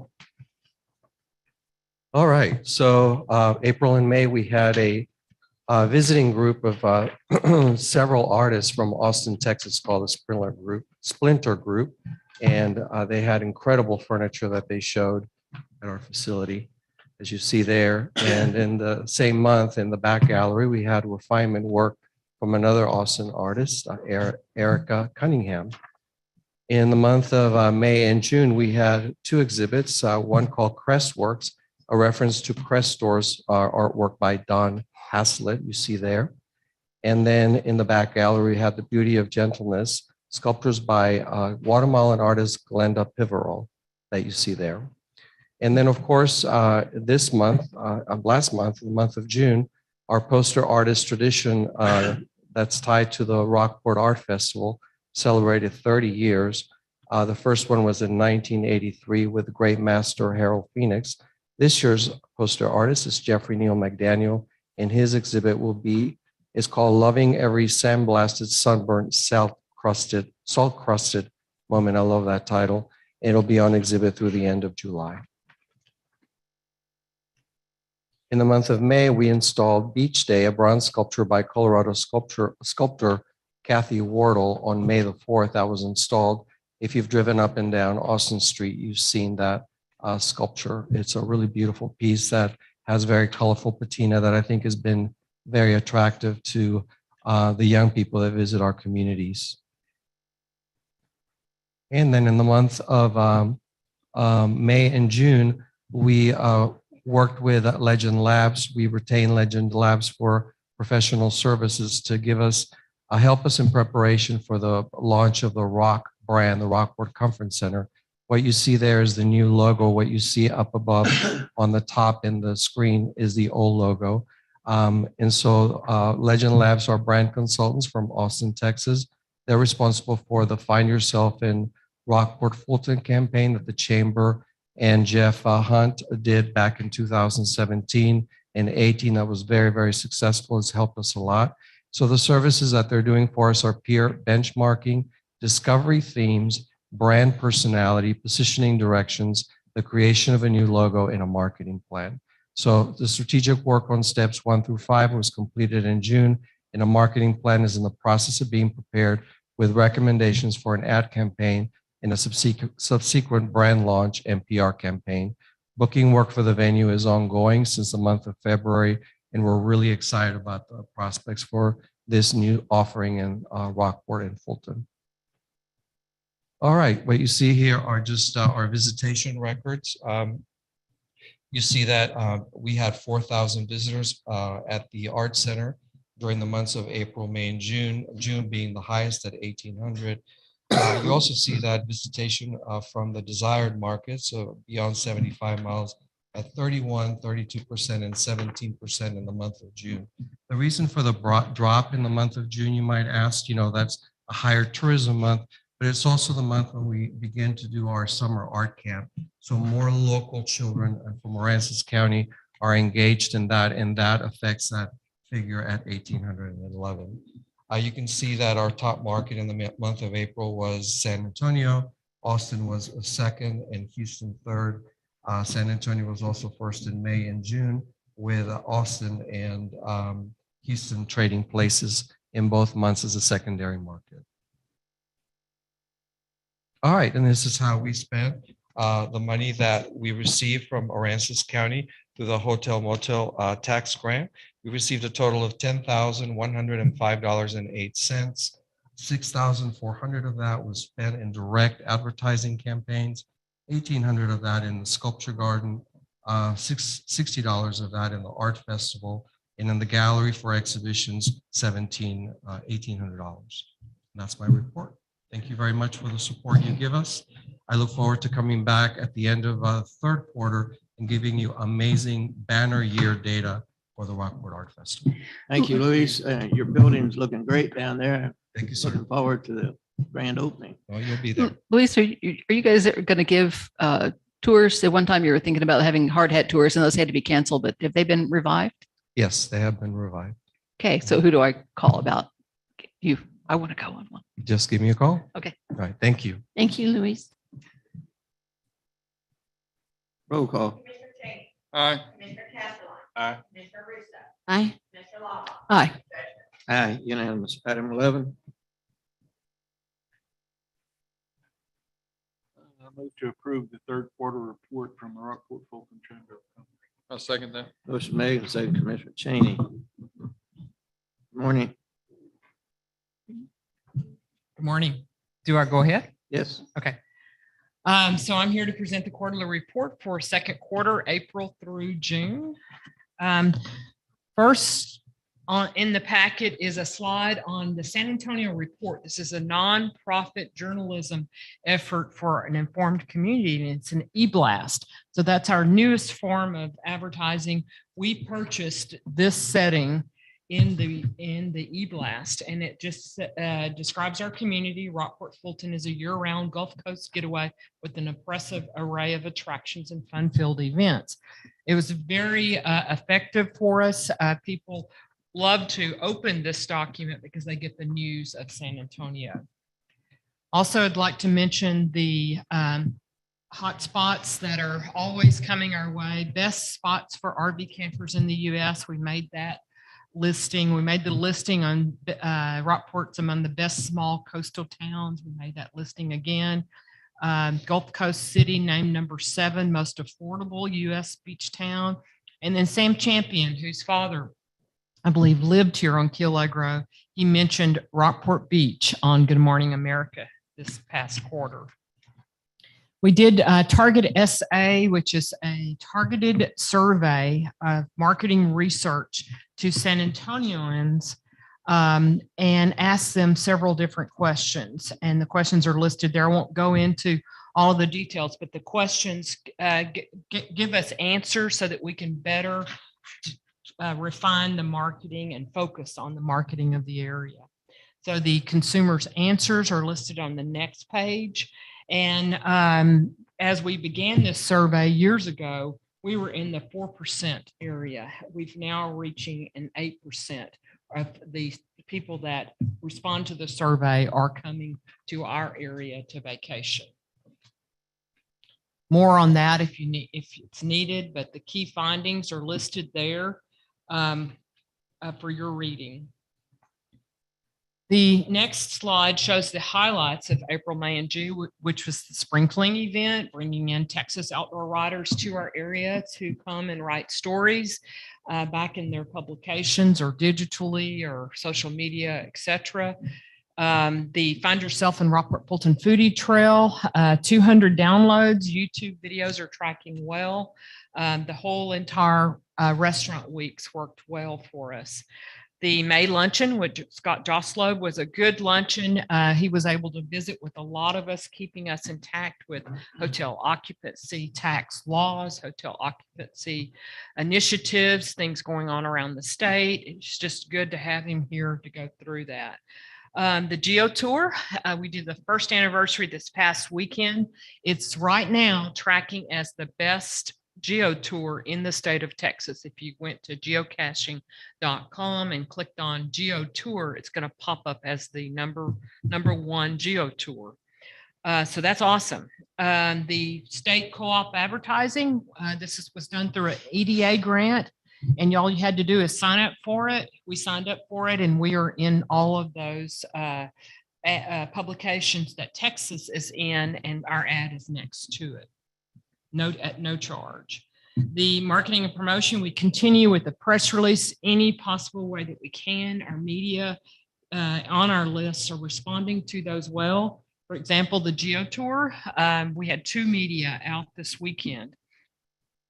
We're continuing on with our local meetings, meeting with the local attractions, making sure we collaborate, making sure calendars coincide, meeting with Aransas Pathways. We have a Geo Tour Council. We have a venue committee that we're meeting with each of the venue representatives to try to track those inquiries and field those inquiries to make sure we put them into venues. The Hotel and Lodging Council, and then the Tourism Development Council. We had our marketing workshop in March, and we appreciate Commissioner Casterline for sitting through that entire workshop of 4 to 5 hours. The next slide just shows you pictures of those events with the Spring Fling. The Spring Fling, with it being a media event, we take them around not only to fishing, but to birding spots as well. And you can see the one picture in the middle is of the Boiling Pot restaurant, the jet skier that was coming around areas along the coast came and spoke, and that was an interesting talk. He really talked highly of our area. And then the foodie trail down at the bottom, we appreciate the judge for coming out for that and helping us launch that foodie trail. The billboard, we're able to secure 8 locations, one in San Antonio, one in Austin, Corpus Christi, Houston, Victoria, Waco, and Dallas. These are at major inlet areas into our community, capturing travelers as they're going to competition destinations such as the coastal communities or other popular areas. So billboards kind of just reinforce your branding campaign, your marketing efforts. They don't bring people here, but they reinforce it. So it's very important that we stay competitive and be on the people's minds as they're traveling. And that section of 8 billboards does that for us. Print publications are working well. And then our digital media, heavy geo-targeting areas have really helped in terms of grabbing that data. What are people, as the ads are served up to them on their mobile devices, what are they doing? How are the targeting working, et cetera, et cetera. Diane, on our outdoor advertising, have we ever given any thought to putting one billboard out in the Odessa Midland area? We get a lot of people from that area. We stay very focused with the main arteries coming into the area. So well, I understand that, but yeah, but it doesn't make sense. There's a lot of money, and people are yeah. I mean, I'll bring it to our media buyers. Yeah, just something to think about. Yeah, sure. The venue tax is, so we use this kind of as a reference tool because it's the 2% overall tax on every property overall. And right now we're tracking at $203,840.90. I believe you have your June figure, but I do not, but it should in a couple of days. But that's 10.63% up from this time last year. So that's tracking very well. And last year was phenomenal. So we're staying above that. So we're continuing to monitor that, but yet it is settling down. The next slide just shows the visitor center activity. There were 312 people in April, 436 in May, and 371 and I don't have a final number there for you in June. So a total of 1,119 visitors. Of those visitors, 91.29% were from outside 70 miles, 69.22% were from visitors from outside Texas. And most of the visitors are tracking continually from San Antonio at 3.65%, then Houston, followed by Austin. Now, the upcoming activities for July, of course, we did the Geo Tour. We do have the exhibit coming up, and we'll talk just a little bit more about that in just a second. The Hummingbird celebration is completely up online. It was online June 15th, and I checked it this morning. It's already got $8,500 online dollars in online sales already. So those are people flying, driving, coming to our area during September 15th through the 18th. So we've got a product there that they're interested in. And I anticipate that number to hit well over 30,000 prior to the event. And then we also have Seafair doing well as well. We have online sales for that already up, and we have secured a carnival. Gary Moore Entertainment has stepped forward to be our carnival for this coming year. The next slide just shows that state of Texas advertising that we were able to take advantage of. We'll be monitoring the results of that. The Journey exhibit on August the 24th, if you could put this on your calendar at 10 a.m. in the visitor center, this will be the opening of Our Journey exhibit. This will chronicle 8 different panels of capturing all of the activity that we've been through over the last 5 years, from the volunteers that came to help us all the way to the donors who contributed. And it's going to be done really well. We are utilizing Gilbert Medina from the Bob Bullock Museum. Pam Stranahan also uses Gilbert for a lot of the exhibits at the History Center. I wrote the copy, and he is designing the exhibit. And we're using Legend Labs as well to help with kind of that whole thanking of the donors thing, and making sure our wording and everything is on brand and said correctly and very well done. So we're excited about that tour and that exhibit. We anticipate it being up for about a year, and then we'll probably want to move on. But it's going to also include all of those silver linings that we've gotten because of the hurricane, and a little bit of write-up on that. So we're excited about that Journey exhibit, and we will hub and spoke out to other entities that are doing their exhibits. For example, the Fulton Mansion, they're doing voice recordings as well as what the mansion has been through in terms of hurricanes. The History Center will have exhibits up, and then various other places will have remnants of Harvey and things like that. Not to focus on Harvey and what it did to us, but Harvey and what our recovery at a 5-year mark. And then the next slides are just the print creative, utilizing the themes and the coloring, all from the Find Yourself in Rockport Fulton. Those are the billboards. Find Family Treasure, Catch Your Perfect Day, Let's Hook Up, Families Get Along Here. And that's it. Any questions? Thank you for that. What we had in our folder was your marketing and promotion plan. Oh, okay. Not that. So if you can just make an electronic copy available, that would be good. Oh, you have them? All right. Sure. But this was all very interesting. Thank you. Okay.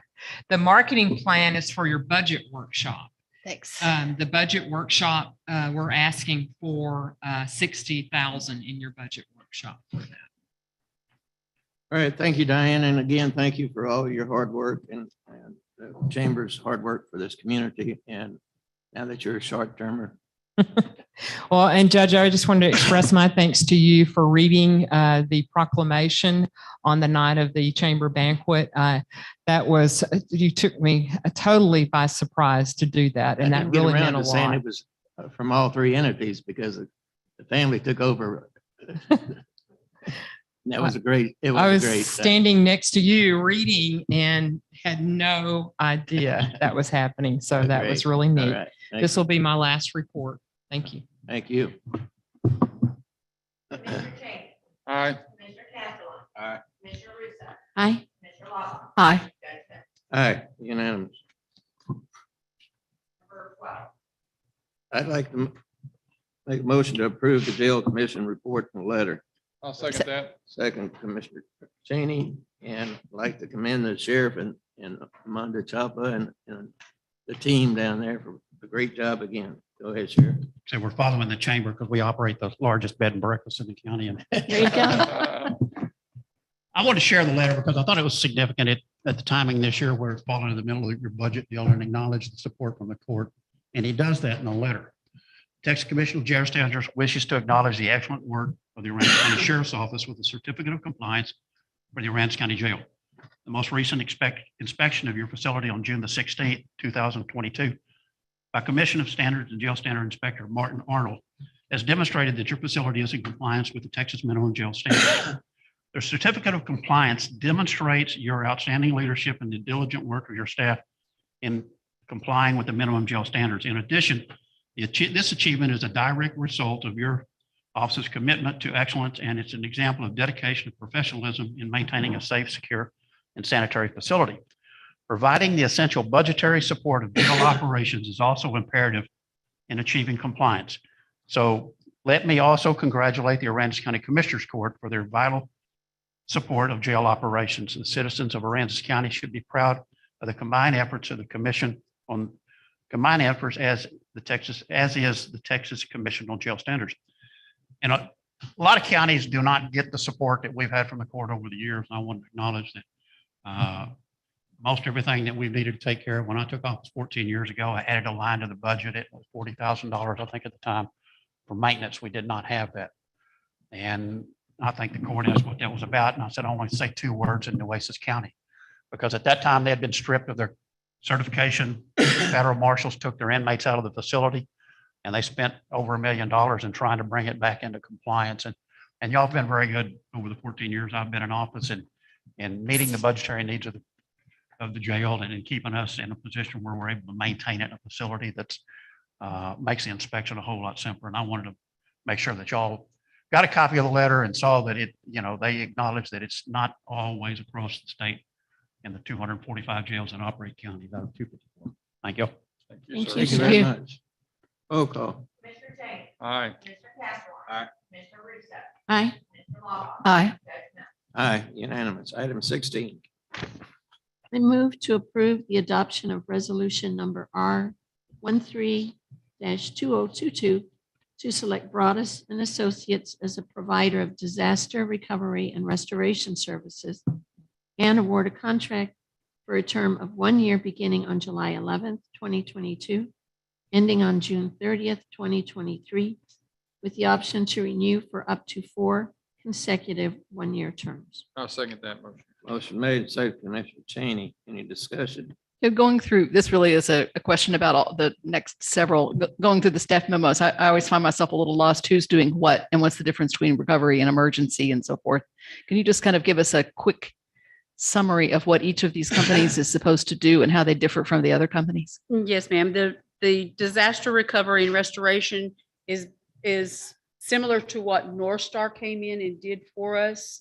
This will be the company that will come in and assess after the fact what all of our losses were, what property value or what scope of work needs to be done to bring the property back up to current levels. They will be our insurance liaison, as well as work with us with FEMA and with the adjusters to make sure that we receive everything that we need to receive. This is not anything to do with the claims that we have currently working with RPA, but this would be something Going forward. Yes, ma'am. Okay. And the reasoning for getting these people is if we should have another claim. We- The insurance company past time was doing it. We will basically do be it doing ourselves. ourselves. Yes, sir. Independent review. Yes. Got it. And what, I've heard of Broadus before. What's their experience? They have many years of experience. I can't tell you right off the top of my head. They actually did, they worked with Port Aransas during Harvey. They are the ones that are doing our courthouse right now. They're the construction managers. Oh, that, okay. Agent that's doing the courthouse. They, So they're well they're recommended. very well versed with FEMA and with insurance and Okay. this type of. Roll call. Commissioner Cheney. Aye. Commissioner Castleline. Aye. Commissioner Russo. Aye. Commissioner Lava. Aye. Judge Mills. Aye. Item 17. I move to approve the adoption of resolution number R14-2022 to select Ceres Environmental as a provider of disaster emergency response services and award a non-exclusive contract for a term of 1 year, beginning on July 11th, 2022, and ending on June 30th, 2023, with an option to renew for up to 4 consecutive one-year terms. I'll second that. I would like a little, I don't know, might need the county attorney to do this, that we're actually going to propose to have 3 of these. I think people would like to be clear on how that's going to happen. Who's going to be the one that's one, or how are they going to prioritize? And also why it looks like we're hiring 3 out of the 5 who applied, but one of the ones we're proposing to hire got the low score. Well, the reason that one, that is actually a local company, and the reason that they got a low score is they don't provide all of the things, and they were told to put on the deal what they provided. They're a really highly regarded local company, and the things that they do, they do real well. They just, the other 2, I don't know how they do it, but they have about everything that you need would be available. So that makes total sense to me, except from the RFP standpoint, because one of the reasons we split this into 2 proposals several months ago was that it looked like we were addressing 2 different markets. And so we said, well, we need to have one RFP for one kind of service and one for another. If we end up in a situation where we get 5 applicants and one of them clearly doesn't satisfy the stated purposes of the RFP, but we hire them anyway because they supply a small subsection of it, it's a great idea to hire somebody who can do a subsection, but we've left out all the people who might have applied that only do that small service. And I worry that that means we have to do another RFP to make sure everybody has a chance to apply for that limited subservice. Kind of conflicted myself. And especially because county attorney's not here. I mean, there might be a procurement, guideline that gets us around that, but it worries me. Is this something, are we under a timeline on this Yes. real quick? Yes, I know we it's- are. This is actually Yeah. the company that would come in and bring the generators and all of the equipment, if we lost equipment, needed equipment for our response as soon as the Is that- storm hit, or any kind that of Derek? emergency. It's not just a storm. It could be any emergency. You know, Is Derek the one that you would need to do that one, or is it one of the other 2? Actually, Derek is more marine. Their expertise is more in the marine disaster. They would be a great asset for that part of it. But as far as the equipment and stuff, we've used Garner in the past. We had Garner and Sierra. They were within 2 points of being equal. Well, in one the approach would scoring. be hire the 2 that got the 2 high ratings and then do a separate RFP for Derek, which I think is not somebody we can really identify as an emergency that we can't wait on. And even if it is an emergency, RFP requirements are what they are. And we're supposed to be giving the public, a chance to bid. And I just don't see how we did in this case. We changed the rules after we got the applications. Nobody else knew we would do that. Yeah, this is after having Harvey and the issues of how well it went and then kind of tapered off. And now we're to where these issues are. I'd like to have a workshop on this. You know, just, I don't think it'd take long. We just have everybody lay out what it is that they're doing, what the responsibilities are. Because I think this court right now is pretty knowledgeable of what, you know, what we saw in that time and see if there's any gaps or anything like that. I just, I don't This is- think we Well- need a workshop. I think the first two were. And I everything that agree. we I need. agree First two that, handle I'm a little everything. conflicted about the last one, like I say, but I know the quality of their work for what they do. And they actually do stuff that the others don't. But Yeah, I mean, having we a, Need to do a different RFP. having a marine, I don't at all object to the idea of having a marine company. That sounds like an excellent idea. I just think this isn't the way to do it. okay. The other thing I will remind you is that we do have Crowder Gulf to do our debris cleanup. Right, but they don't do And marine, right? They Yes, they do do. too. Oh, do Yes, they? ma'am, they do. They did all of our marine cleanup. They did all of our personal property debris cleanup as well as the right-of-way cleanup. They may have subcontracted with someone, and that could be very possible that they would subcontract with someone like Derrick Construction. I don't know, but we But- do have marine coverage under the debris. In that case, it's not an emergency and we probably ought to consider doing I mean, two ways of approaching it are do a subcontractor or do an RFP, but there's no rush. We should just do it right. so. we could I would do say that on, too. I would say on that one for Yeah. Derrick Construction, that Right. one. does Do not the have other two. emergency. The other two, I would not recommend waiting because we are in hurricane season. And even with this, we're going to take a little bit of time getting contracts to. Okay. The other two So- don't raise the so, same issue Jackie, for me. What you're saying is you recommend that we go ahead and do Broadus and you recommend that we Well, do. y'all did our Broadus Broadus. is good. I know. Oh, okay. Broadus. Series and Garner. Cirrus and Garner. Same category. Cirrus and Garner, yes. And then we would work with our emergency management coordinator to rate them or to schedule which one would be called in first and second. Yeah. And it may be that we need both of them, and it may be that we only need one. I Right, they're mean, just on call, so we can They decide are. later. Yes, ma'am. There's nothing until a storm is coming, is imminent. So they'd both be available, and then we can look separately at the issue of whether we should do a new RFP for Derrick Yes. or just rely on Crowder Gulf to hire them as a sub. Yes, yes, ma'am. So my original motion stands to approve. Cirrus? Motion made. Do I have a second? And with the Second. bid, roll call. Mr. Tate, Aye. Commissioner Castro. Aye. Mr. Russo. Aye. Mr. Lovett. Aye. Aye. Item 18. I move to approve the adoption of resolution number R-15-2022 to select Garner Environmental Services as a provider of disaster emergency response services and award a non-exclusive contract for a term of 1 year, beginning on July 11th, 2022, and ending on June 30th, 2023, with an option to renew for up to 4 consecutive one-year terms. Second. Motion made. Second, Commissioner Laubach. Any discussion? If not, Commissioner Tate, Aye. Commissioner Castro. Aye. Mr. Russo. Aye. Mr. Lovett. Aye. Judge Mills. aye. Item 19. I move to not do item 19. I'll second that. Want to table it or strike it or? Well, I don't think think we- tabling it would work. 'cause I think we strike it because we have to All right, but just strike. do a new RFP. So the motion is to strike.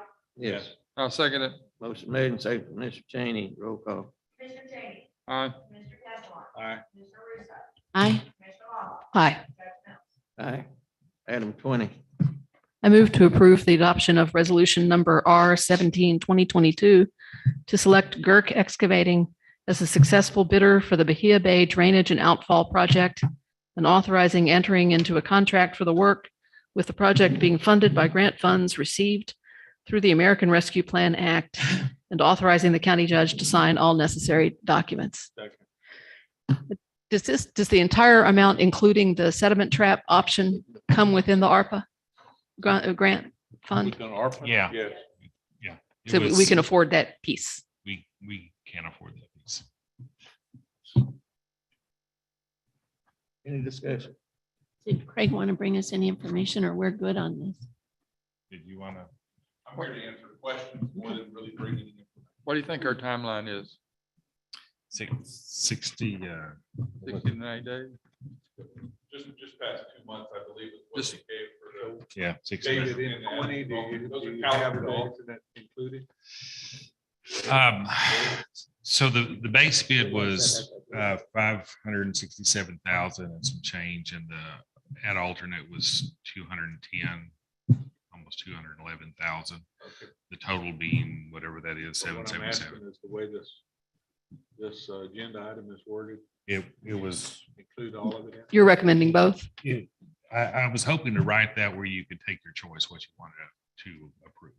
I would recommend that you approve all of it. I would recommend the same. Me too. I'll second. All right, any further discussion? Roll call. Commissioner Tate. Aye. Mr. Castleton. Aye. Commissioner Russo. Aye. Commissioner Lava. Aye. President. Aye. Item 21. Hey, David, can you, I don't know if everybody heard, did you give us the prices on, I know what they are, but I don't know if everybody else does. But 767 total, was that? 777,000. Around 200. Was 567,000.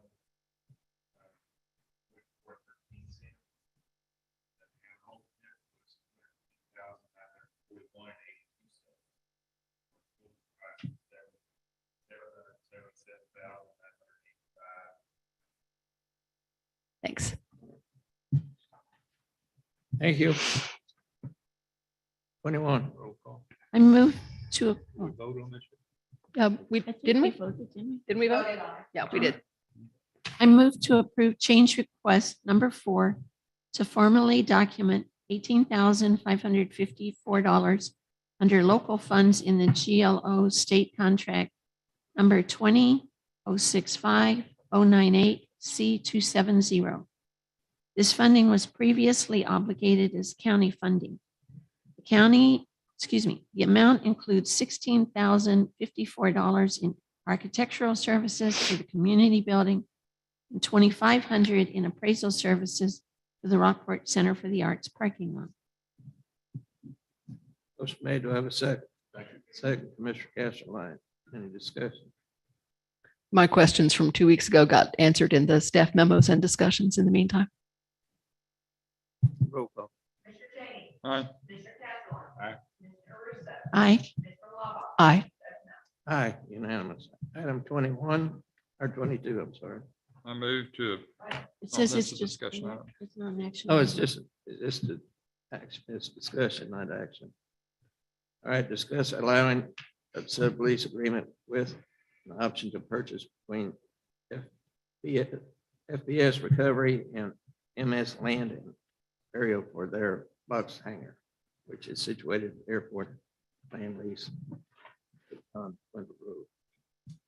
We don't have Mike. I'll Russo. just, no, Mike is out of the office today, and I will mention that the Airport Advisory Board discussed both of these items, 22 and 23 at length, and were unanimously in favor of these. It addresses to some extent bringing some revenue into the airport account, which they have been at loss over the non-hangars. And it also doesn't expose the county to any liability to purchase. It gives us an option, but we don't have to do it. Any other question, discussion? All right, and item 23 is also discussion, discuss allowing a sublease agreement with the option to purchase between T2J Partners and LLC, otherwise known as FPS Recovery and Stewart Legacy Group LLC for a 12-unit T-hangar and airport lease. move to approve. Well, these are just discussion Just items, discussion. and both, one is I a need to box read hanger, it. one is a T hanger, and both of them would benefit the airport financially and also provide an area for the pre-engineered metal building pieces that will eventually become new hangars to be stored while one of the hangars is made available for rental. So it's really a big win for the county. Okay.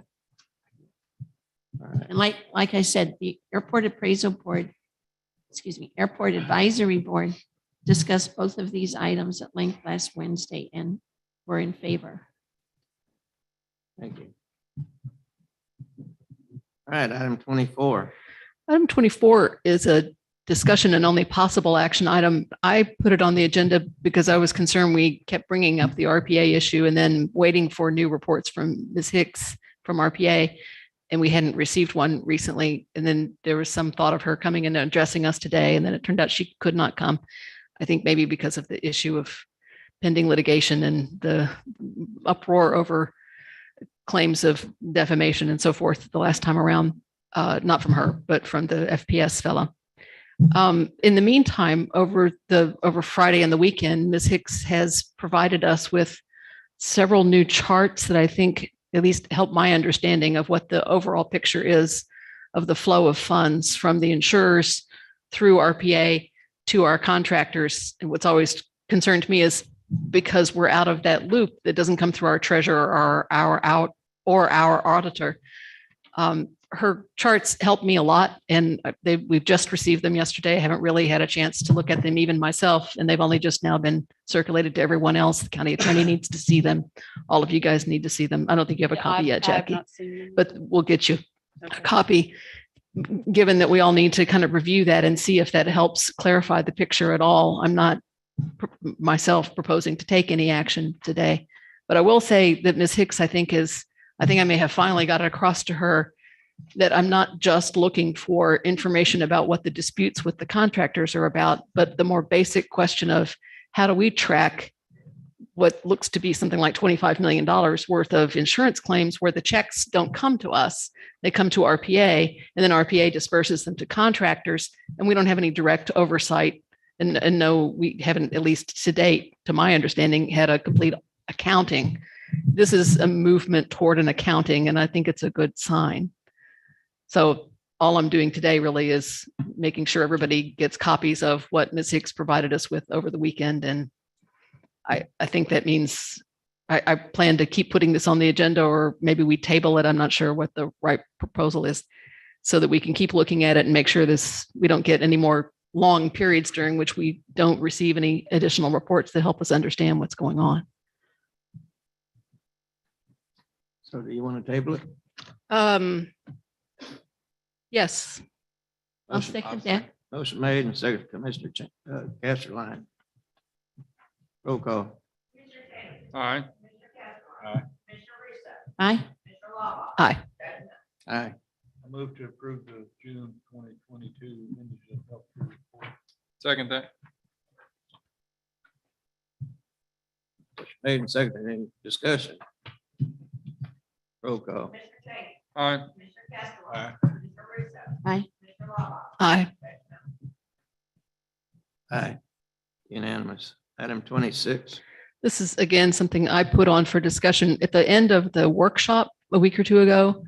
When we realized we wouldn't have another budget workshop until August, I was concerned that we would not be able to address any issues that might come up from the public or from among ourselves about any budget issues. But what I particularly had in mind was proposals from the public about hot funds. And I just wanted to make sure there was a slot on the agenda in case those did come up. In the meantime, in this 2-week period, none have to my knowledge. So I have nothing to present today. I just planned to put this on the agenda every 2 weeks from now until August, when we can have that in the next budget meeting. And this is a way of making the public aware that now is the time, if you want to, time's running out quickly if you want to make a hot funds proposal.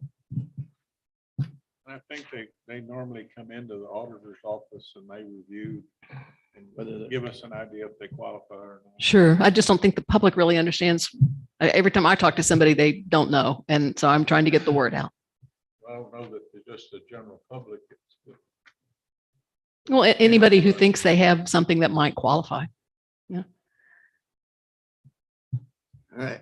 I move to approve budget line item transfer. We didn't do anything with that. Do you want to There was table not it? a, Just a discussion. All right. we can, I guess I would say table it so it'll come up automatically in 2 weeks. Otherwise, I'll just put it back on the agenda. So Okay, never mind. All right, never mind. Just put it on. Go ahead. Yeah. Commissioner Russo. Item 27. I move to approve budget line item transfers. Motion made, second Commissioner Castleline. We have none at this time, but I will be bringing one to court to transfer the funds for the employee that we're transferring over to the attorney's office. And there will be a line item transfer. for So that. transferring out of the auditor's office into. the Yes, county ma'am. attorney's. Okay. Once that's been done, then would you bring us the listing of what the positions are in the county attorney's office? Sure. Okay. I mean, we can do that prior to that, but there will be a line item transfer. All right, thank you, Jay. Roll call. Commissioner Cheney. Aye. Commissioner Castleton. Aye. Commissioner Russo. Aye. Commissioner Lombaugh. Aye. Judge Mills. Aye. 28. I move to approve accounts payable and payroll liabilities. Motion made, second Commissioner Castleline. Any discussion? I did want to bring to y'all's attention, there is a check for $1 million at the very beginning of the report. That is not money we spent. That is money that treasurer has moved into and bought securities with. It just came out of our bank account and it bought securities. We also have a $2 million check for Teal Construction. It is not an additional $2 million payment. Unfortunately, the post office delivered their check to the wrong address. So we had to void that check and reissue. Even though it was sent certified, they still let somebody else sign for it, and Teal's Construction didn't get it. They're very lucky that they didn't try to cash it. Cash didn't move quickly. We did receive, or there is also a check for $821,982 for Teal Construction for their June work. That one, they are picking up. They will start picking up. Good plan. There's also $221,000 in grant projects that we are refundable. And then there's $150,000 invoice that was paid through the ARPA funds for district clerks digitization. So what you're saying is just all normal stuff. It's mostly, there's a lot of stuff there that's really more than normal. So we really just at a normal paid $824,000 out of the $5 million. Roll call. Commissioner Cheney. Aye. Commissioner Castleton. Aye. Commissioner Russo. Aye. Commissioner Lombaugh. Aye. Judge Mills. Aye, unanimous. Now is the time where elected officials and department heads bring up anything they need to. Commissioner Russo. Just one thing, and I appreciate having the folks here from the Appraisal Review Board and the Appraisal District Board, just to sort of inform us and the community. But one thing that I would also like to bring back up, I know we talked about this some months ago when County Clerk mentioned it. Our local ER 24/7 is an excellent facility. I am more than glad that they're here, but we still have a problem that for employees or people in the community who are covered under insurance, the facility is in network and the doctor fees are out of network. And that is a big hit and a big surprise when someone's gone to that institution. So if there's any way we can work with CCMC to get the doctors in network, that would be very good. Thank you. Thank you. And that can be looked into. Sheriff.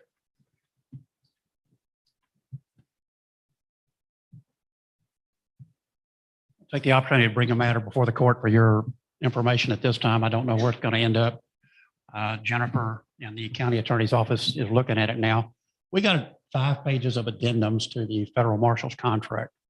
There were some items in there that are a little concerned to us, and we're not sure what prompted it, where it's going to go. But basically, they took out that we would operate under the guidance and guidelines of the laws of the state of Texas and the jail commission. And they've asked us to agree to follow federal guidelines and laws and even executive orders. And I've got a problem with that. Don't know what the end result's going to be, but we're rewording it, going to send it back. It's supposed to be an effort nationwide. They said with just a housekeeping, cleaning up contracts. I don't buy all of that, but Jennifer does have it so that if something comes up later, at least you've got an acknowledgement that it's underway, and I don't know what the end result will be. It's scary. Yeah. Renee, you have something? I just wanted to touch base on 24.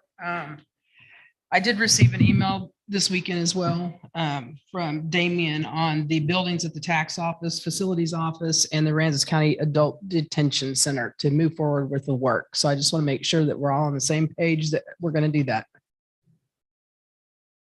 Yep. And how has, in your opinion, since we had her here in the previous meeting, how is work going? We are at a point where we've received the proposals that was given to Kathleen Hicks. And so I'm assuming they're having meetings and such, and we're at a point, I think, where we have to say we're moving forward with FPS and the recovery repair work. Yeah. As far as what FPS has done for us so far, it has been good. They seem to be looking okay at least. And the possible finish time is within 3 months, is supposedly, once they get started. So that's a positive if it happens. All right, anybody else? If not, Thank you, do I Renee. have a motion. Move to adjourn. Motion made and seconded. I think it's unanimous. Unanimous. Yeah.